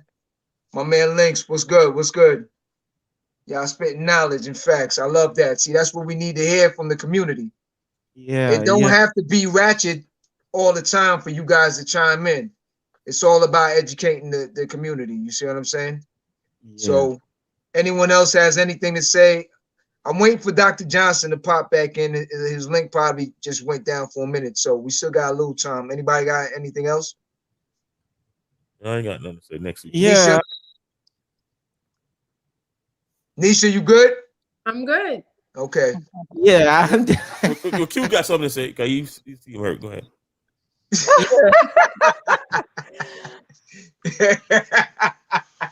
What's up? No, I'm just saying this has a lot of knowledge. You learned more. Yo, why you making Nora seem like you really said that you got hurt? You do sound hurt. You smoking weed back now? Hey, earlier on when y'all was talking. Yeah, what you say, Leah? Yeah. Is he smoking weed? What's going on? Yo. No. What you say? No, how you fix that? Fix that when there's no. I did want to ask Dr. Johnson, do he think that she was having sex while he was waiting 3 years? Well, you know he gonna see this, so he gonna answer you on the next go round. So. I think that's in a nutshell. We just need to realize. Of course she was. You know, where we live at. I mean, I think it's not even just America. It's international. There is a business aspect to marriage. And that's it. No, Maria said them edibles. She said, I get the edibles or what? Oh, no joke. She felt like you've been eating edibles. Nah. All right. Well, I don't know what happened to Dr. Johnson, but for everyone tonight, I want to thank y'all. He said it kicked him out. It kicked him out. He said he here and kicked him out in the comments. In the comments. Oh, he made a comment. Yeah, he's saying in the comments they kicked them out. What's the link? Oh, like IT. What? Back in. Hold on. Damn, hey, IT, shoot it. Oh man. He just shot him Yeah, already. you shoot it. Yeah, he shot him already. Yeah. All right. I'll give him a couple more minutes and then we gotta close out. So now for our viewer audience, this is how we look when you guys are not with us. So this is how we normally talk. So don't act like y'all prissy right now. Yeah. Now, Maria, except for Q. Maria's family. Now Maria's family. She family. Except for Q. I don't know how you talk. So Norris, you still ain't answered the question. Would you consider getting married? Yeah, I'm a single man. Now that you're able to calm down, would you consider marriage? Hey, Q, please don't cut him off, Q. All right. Let him talk. That don't go on already. I mean, how about answer? Yeah. Find a Beyonce, all the single men, single ladies. Man. Well, I'm just saying. I would say for the next week's show. For the young ones, this is not gonna be the same topic, Norris. You got your chance now.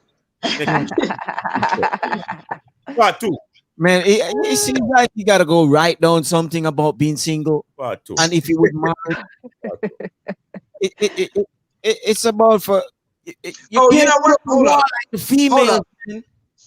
I got something for the females before we go, because I would just like to know something. I did a little research on trying to find out female entertainers that got divorced and had to pay out to the men, right? Just to see if it pans out. Like how we know, like Dr. Dre, Tracy Morgan, all of those, and the payouts that they had in the years. So Tracy Morgan been married for 5 years.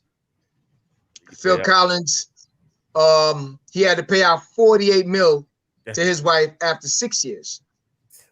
What state? Now remember, there's state law. You always got to remember everything. I understand that part. I understand that part. I understand that part too. But the funny thing about it, and I'm just gonna bring up one. I know Mary J. Blige, she had to pay out. Madonna had to pay out, I think 92 mil. How long she was married? Huh? How long she was married? Who married?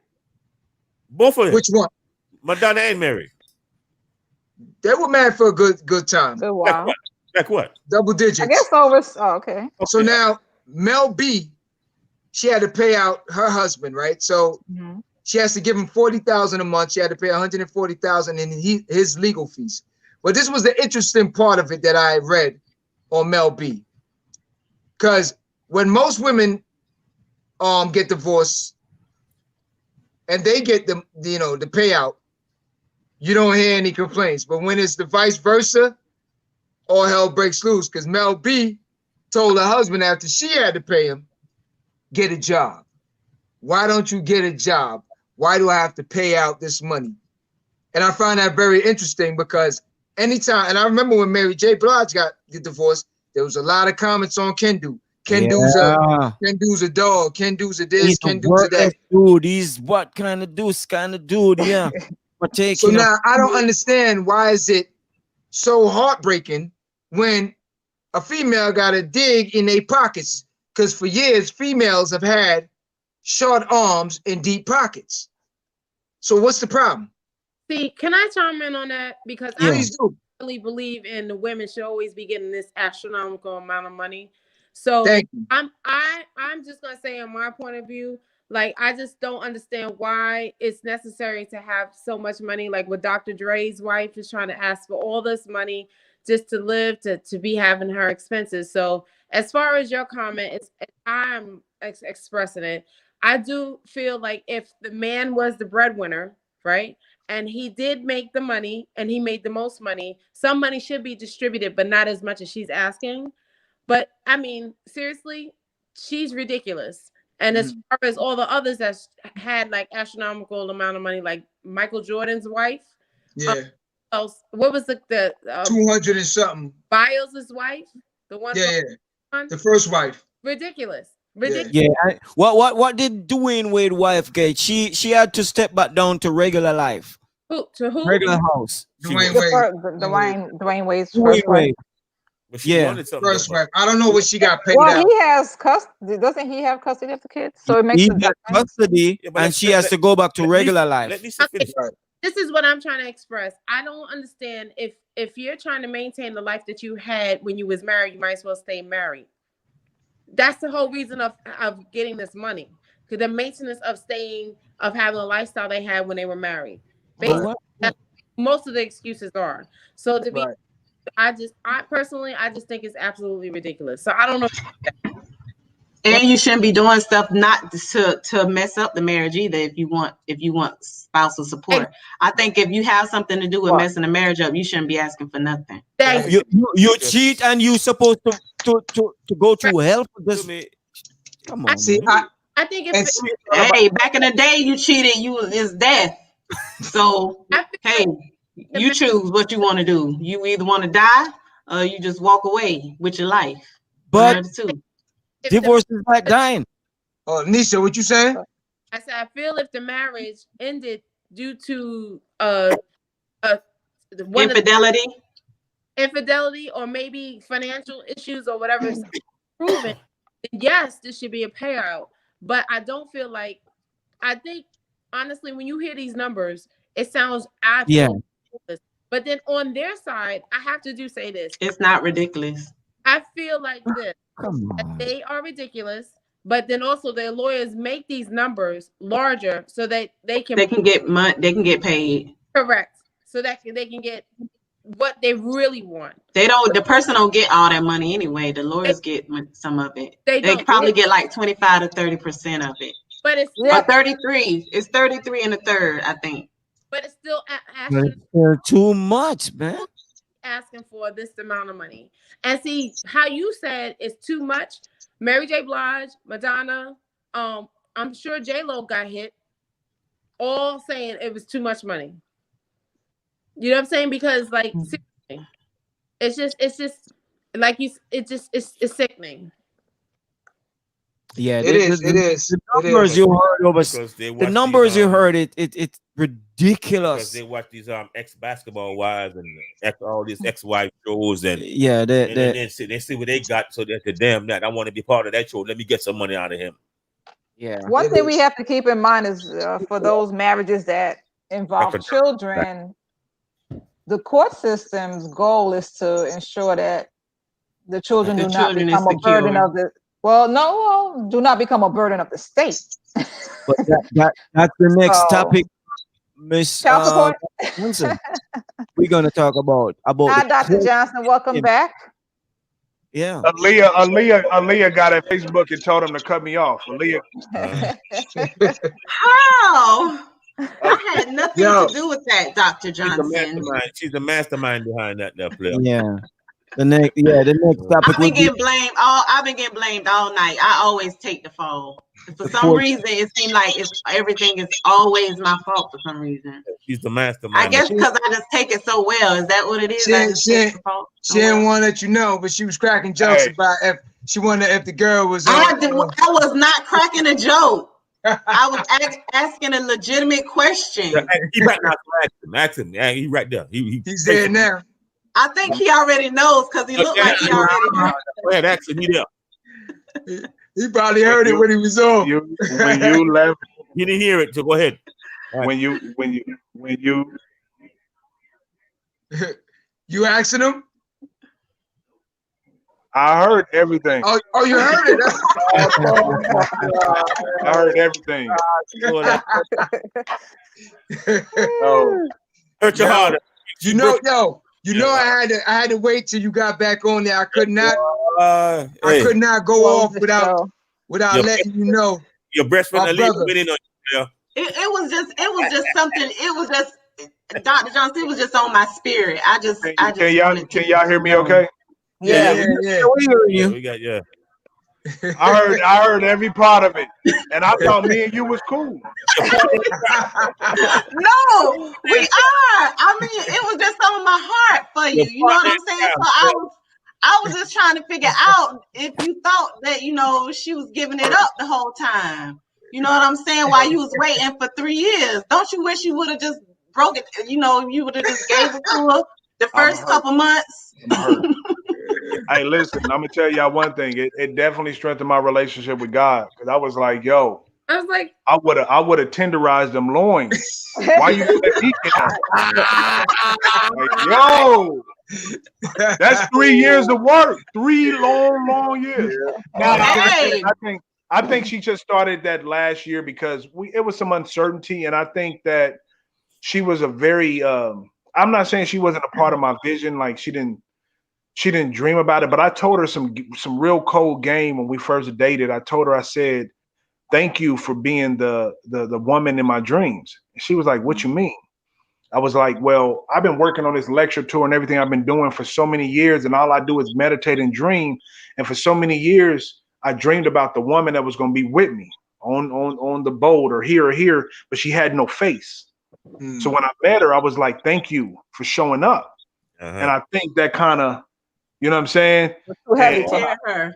And then, because see, the worst part about it is that I knew about it before she was going to tell me, and I just broke down and told her. And well, we don't want to get on what happened, but long story short, I was speaking at a church the next day. I had already knew in my spirit what happened. I already found out all the data. So we on the front row of this big time church, and she there with my all around me, her arm around me, like, yeah, like she's she's supporting her man. I get up there and speak, and she's like this, and in my head while I'm speaking, I'm like, you dirty bald headed. No, I ain't gonna say that. But anyway, after church, I had told her like the real thing. I told her, I said, I know. And she was like, well, you just put me on a pedestal. And there was so much pressure. And I was like, that's the excuse you want to use?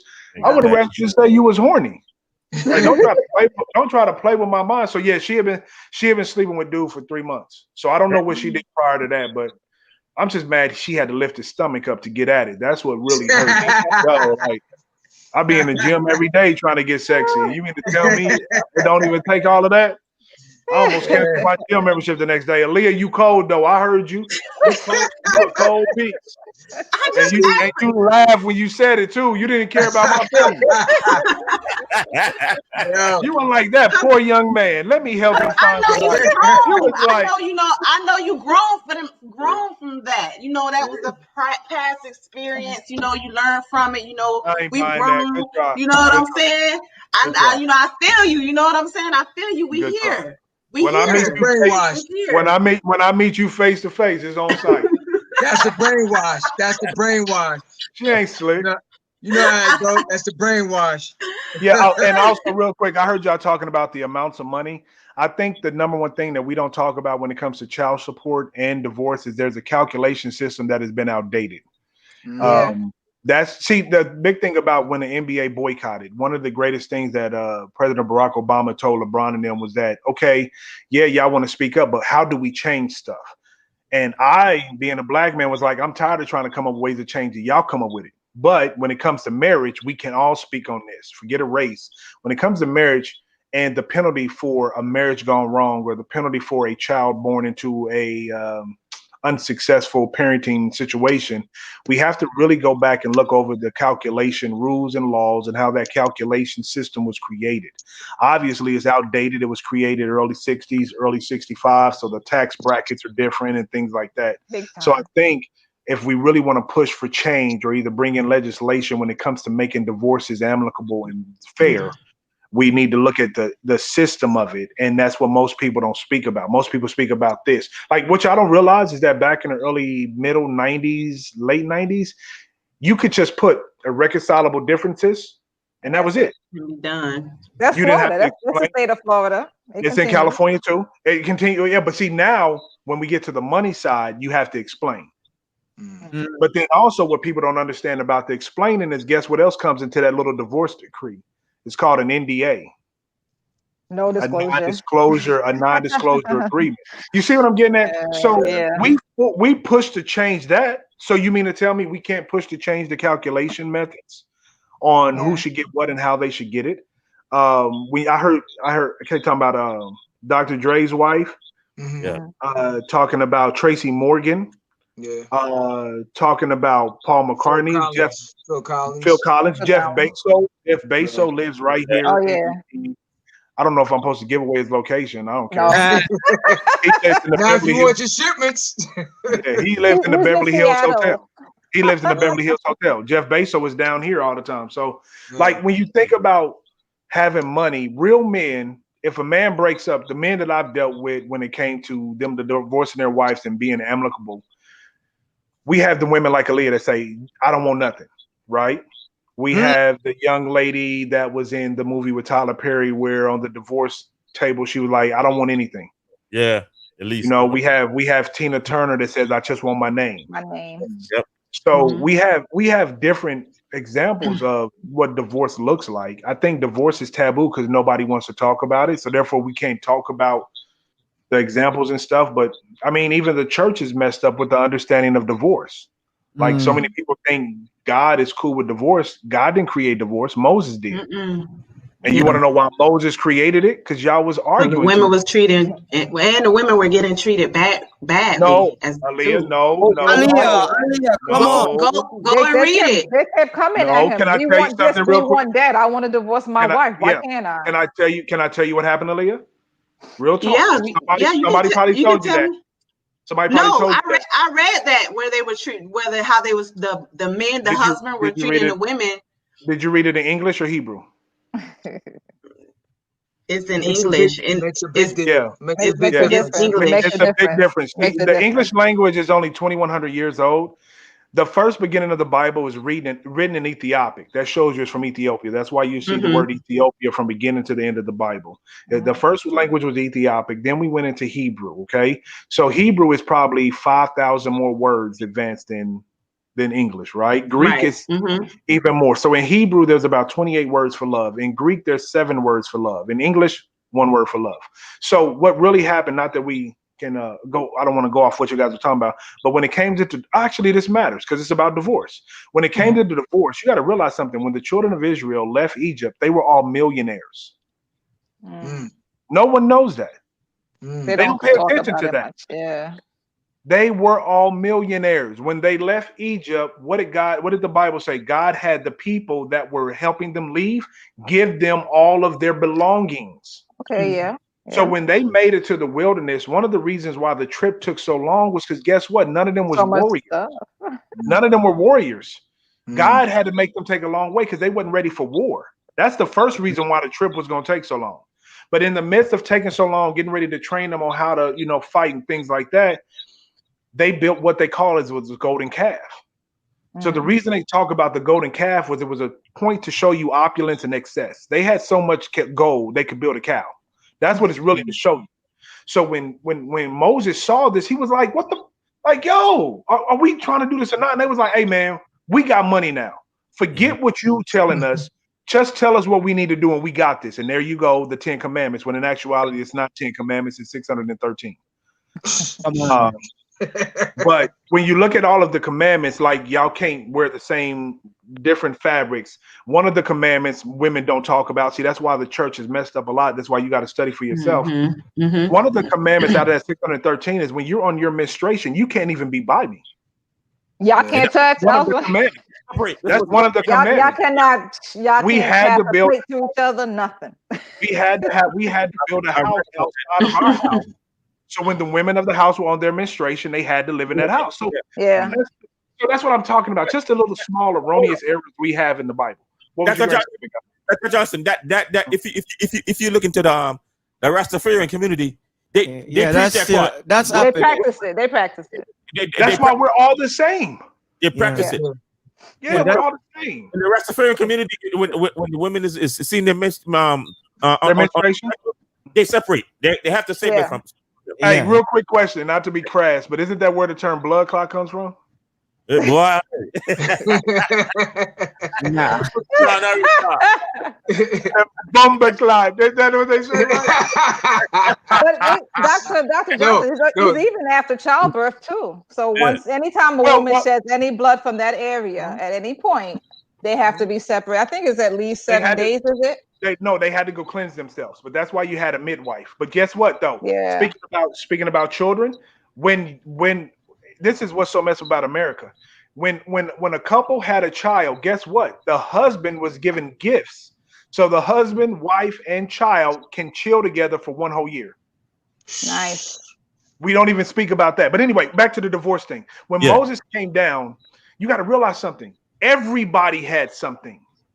This was one of the first times you saw universal wealth. Women, children, and men had to carry what? Whatever they could, right? So even little kids had gold in their hand. Wives had gold in their hand, whatever, right? So now you see a husband and wife who the husband could have been beating her, who the husband could have been dragging her, treating her so wrongly. Now you see this wife, she got her little stash of gold nuggets over here. She like, man, forget you. I ain't listening to what you saying no more. And then there goes the bickering, and then there goes Moses. Moses got tired of hearing the bickering, and Moses went to the elders and said, what should we do? And basically he said that if you two cannot find a way to get along, I will separate the bond, or what? Forgive the debt. Remember I told you with Ruth, there was an exchange of goods for the marriage. So guess what Moses basically did? And that's just, and I'm giving y'all real game here. This is where money comes into divorce. If you look at the original divorce, remember, an exchange of goods was given to marry the person, right? Or to take the wife, right? Well, understand we have the year of Jubilee, right? And the year of Jubilee is when all debts are forgiven. But also it was a 7-year thing as well, which is what Experian and TransUnion follow, which is weird. Right. There's so many demonic things in here, but God is to everything. It is. In TransUnion and Experian, within 7 years, if the debt has not been claimed or disputed, it falls. It was removed. So let's look at divorce in that same understanding. When Moses created divorce, he basically created a forgiving exchange for that marriage.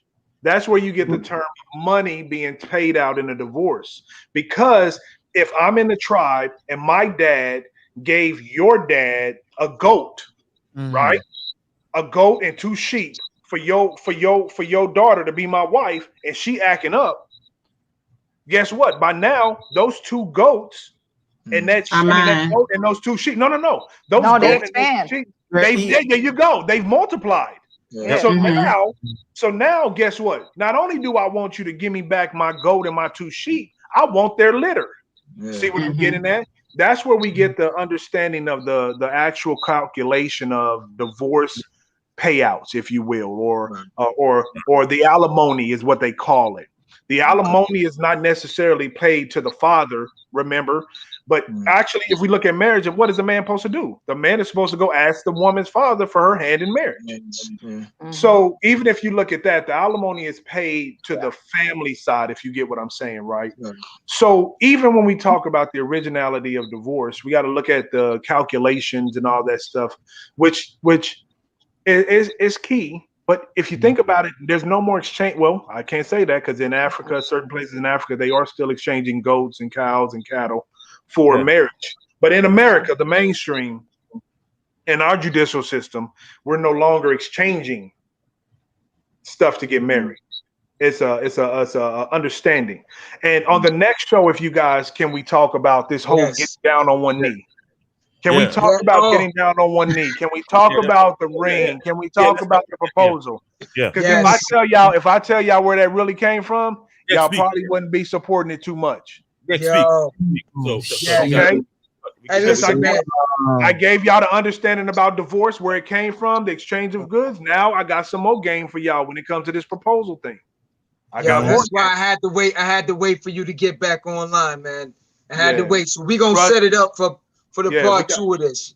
We're gonna set it up for the part 2. I want to hear so much about that proposal thing. That one there, I'm putting it on the board. Yo, hey, my G, it is demonic. My man. I don't care what man. When I tell y'all about that getting on one knee, when I tell y'all about that getting on one knee and what it symbolizes, like yo, it's some bad stuff, yo. But we got so many. Maybe that's why marriages ain't working. Hey, you not lying. You just said a mouthful there, because you got to understand something. I've told women that I've been proposed to. Like I've been on dates and I've been proposed to twice. And so they're like, what? And they faces crinkle up like, oh, that would never. I'm like, you don't understand what happened though. You don't get it. Proposal. If you look at you? Huh? Oh yeah, I've been proposed to twice. Wow. Yeah, no more. The last girl bought me Kobe's ring, and she flew my mom and her new husband out, and it was a surprise because she was gonna propose to me at the bowling alley we met at. Wow. Is that her husband? No, the mother's. She flew my mom. I know that's California, you know. No, she flew my mother, and my mother had just got married. My mother had just got married. Okay. So she flew my mother and my mother's new husband to California. The dinner was all set up. I didn't even know about it. But then she told me, she had to tell me because she had to tell me my mom was coming. And I was like, so you doing what? And she took me to she kind of find out she had just left her husband who played for the Tennessee Titans.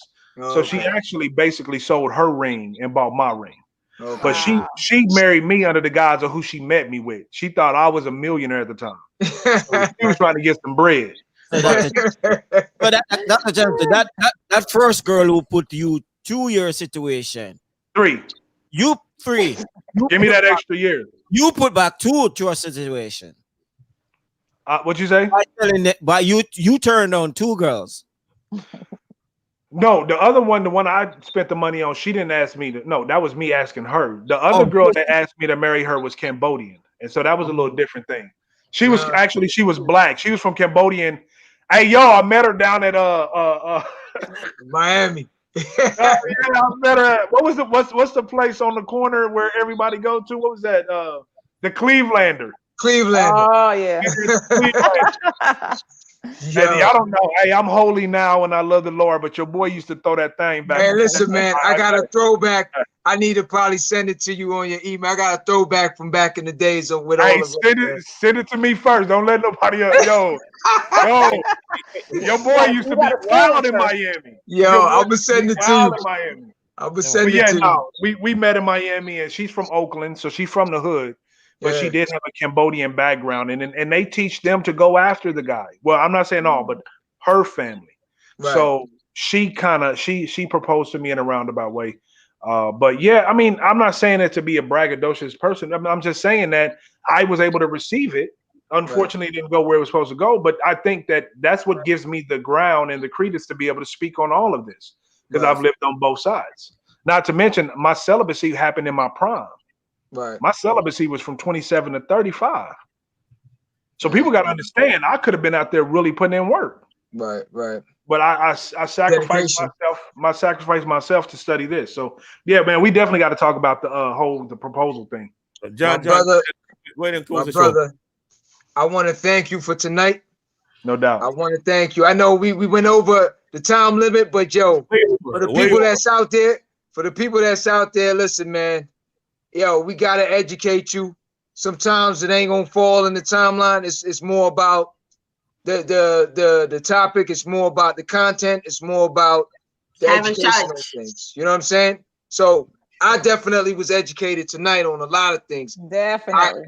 And you know, as always, we have fun on this platform. So that's the most important part of it as well. So, my brother, from my heart, man, I love you.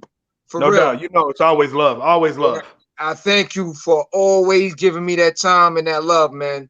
No doubt, I appreciate it. We're gonna do the part 2. We're gonna do the part 2 on that bending knee situation. Yeah. And you can call it bending knee.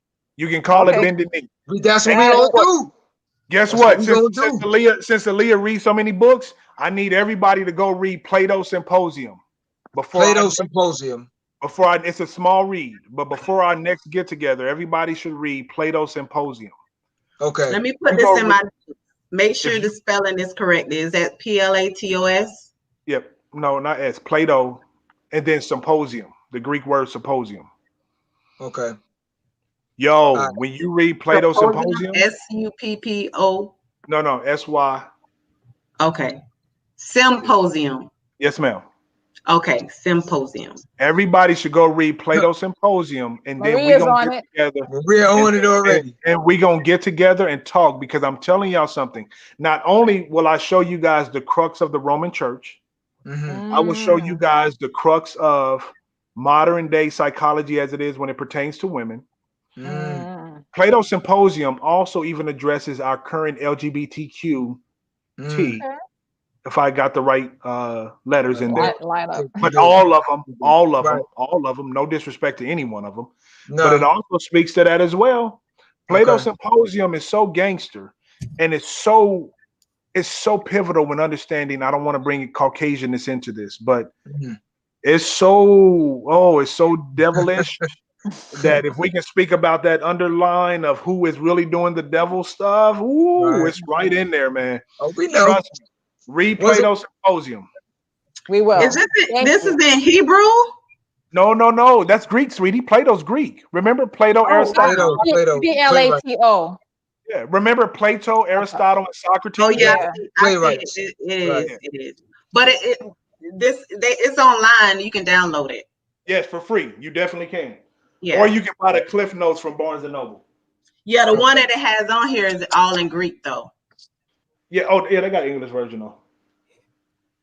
Thank you, Dr. Johnson. Thank you so much. I appreciate it. No doubt. We gonna heal together. We gonna heal together, man. Definitely. We on a mission. I'm gonna talk to you outside of this, guy. I got some other things we gonna set up. No doubt. Got some other things we gonna set up. So no doubt. Let's create as much content as we can, my guy. Let's do that. Let's do that, man. I thank you for educating our viewers tonight. I want to thank everyone on the panel for tonight and remind everyone we're located now on, once again, on Facebook, YouTube, Anchor, Spotify, iTunes, and IG. So you can find us on all these different platforms. And I thank everybody tonight once again for joining us at Live at the Barbershop. Dr. Johnson, if you got a plug it. Man, y'all know I'm not good with social media, man. I'm on that thing, man. I think my Twitter handle is Love and the Brain or something like that. I did it on y'all other show, man. On the other, I get it and I'll put it up again. Yeah, put it in the link, man. I'm not, man. Come on, man. I just learned how to work this thing. Yo, let me find out you still got the brick phone back there. Dude, I'm in the laboratory or in front of my office all the time. I just look, even my phone is like, this ain't even a cool phone from what I'm understanding. I had this phone for 4 years. They say you ain't supposed to have a phone that long. Like, I'm not that good with this stuff, man. Help your boy out. Yo, it's all love. That we will do. We look forward to reading your text and keeping it for the children and, passing it on generation to generation. We can't wait. Hey, listen, we're gonna change the world. Also, y'all have the list of my books that are already in stores, right? Yes. Okay. Yeah, we had posted that the last time, but I'll post it again on this one. Yeah, that right there helps, man, because I give you the whole line of where we getting ready to go with this. I'm just putting it all in different books. But at the end of my reign, it all goes together. I'm gonna plaster it on this and I'm gonna put it back out there. I thank you for everything as always, brother. Anytime you need us, holler at us. No doubt. We're there for you. Don't worry about that. Aaliyah, let me find out you got me kicked off Facebook. Let me find out. I did. And what? What you gonna do? Yo, man, you better tell her, man. You better tell her I'm 6'4", 230. No, she don't know. Wait till we get off the bus. Wait till we get off the bus. This ain't nothing soft over here. Yo, we planning on. This is gonna be down the line. Once this whole COVID thing go kind of dampen down, we hitting the road. We coming to West Coast, baby. Man, y'all come out here. I'm gonna pull out the blue carpet, cuz y'all come out here. Yo, that's right. That's right. I'm gonna let you know. You in LA? Fans out. You said you in LA? Yeah, I live in Calabasas. Oh, okay. Yeah. So we gonna make it happen. No doubt. Thank you, Dr. Johnson. No doubt. Big up, respect. Thank you. No doubt. All right, be blessed and stay safe out there. I'm gonna try my hardest, man. All right. Hey. One love. All right, y'all. Bye. All right.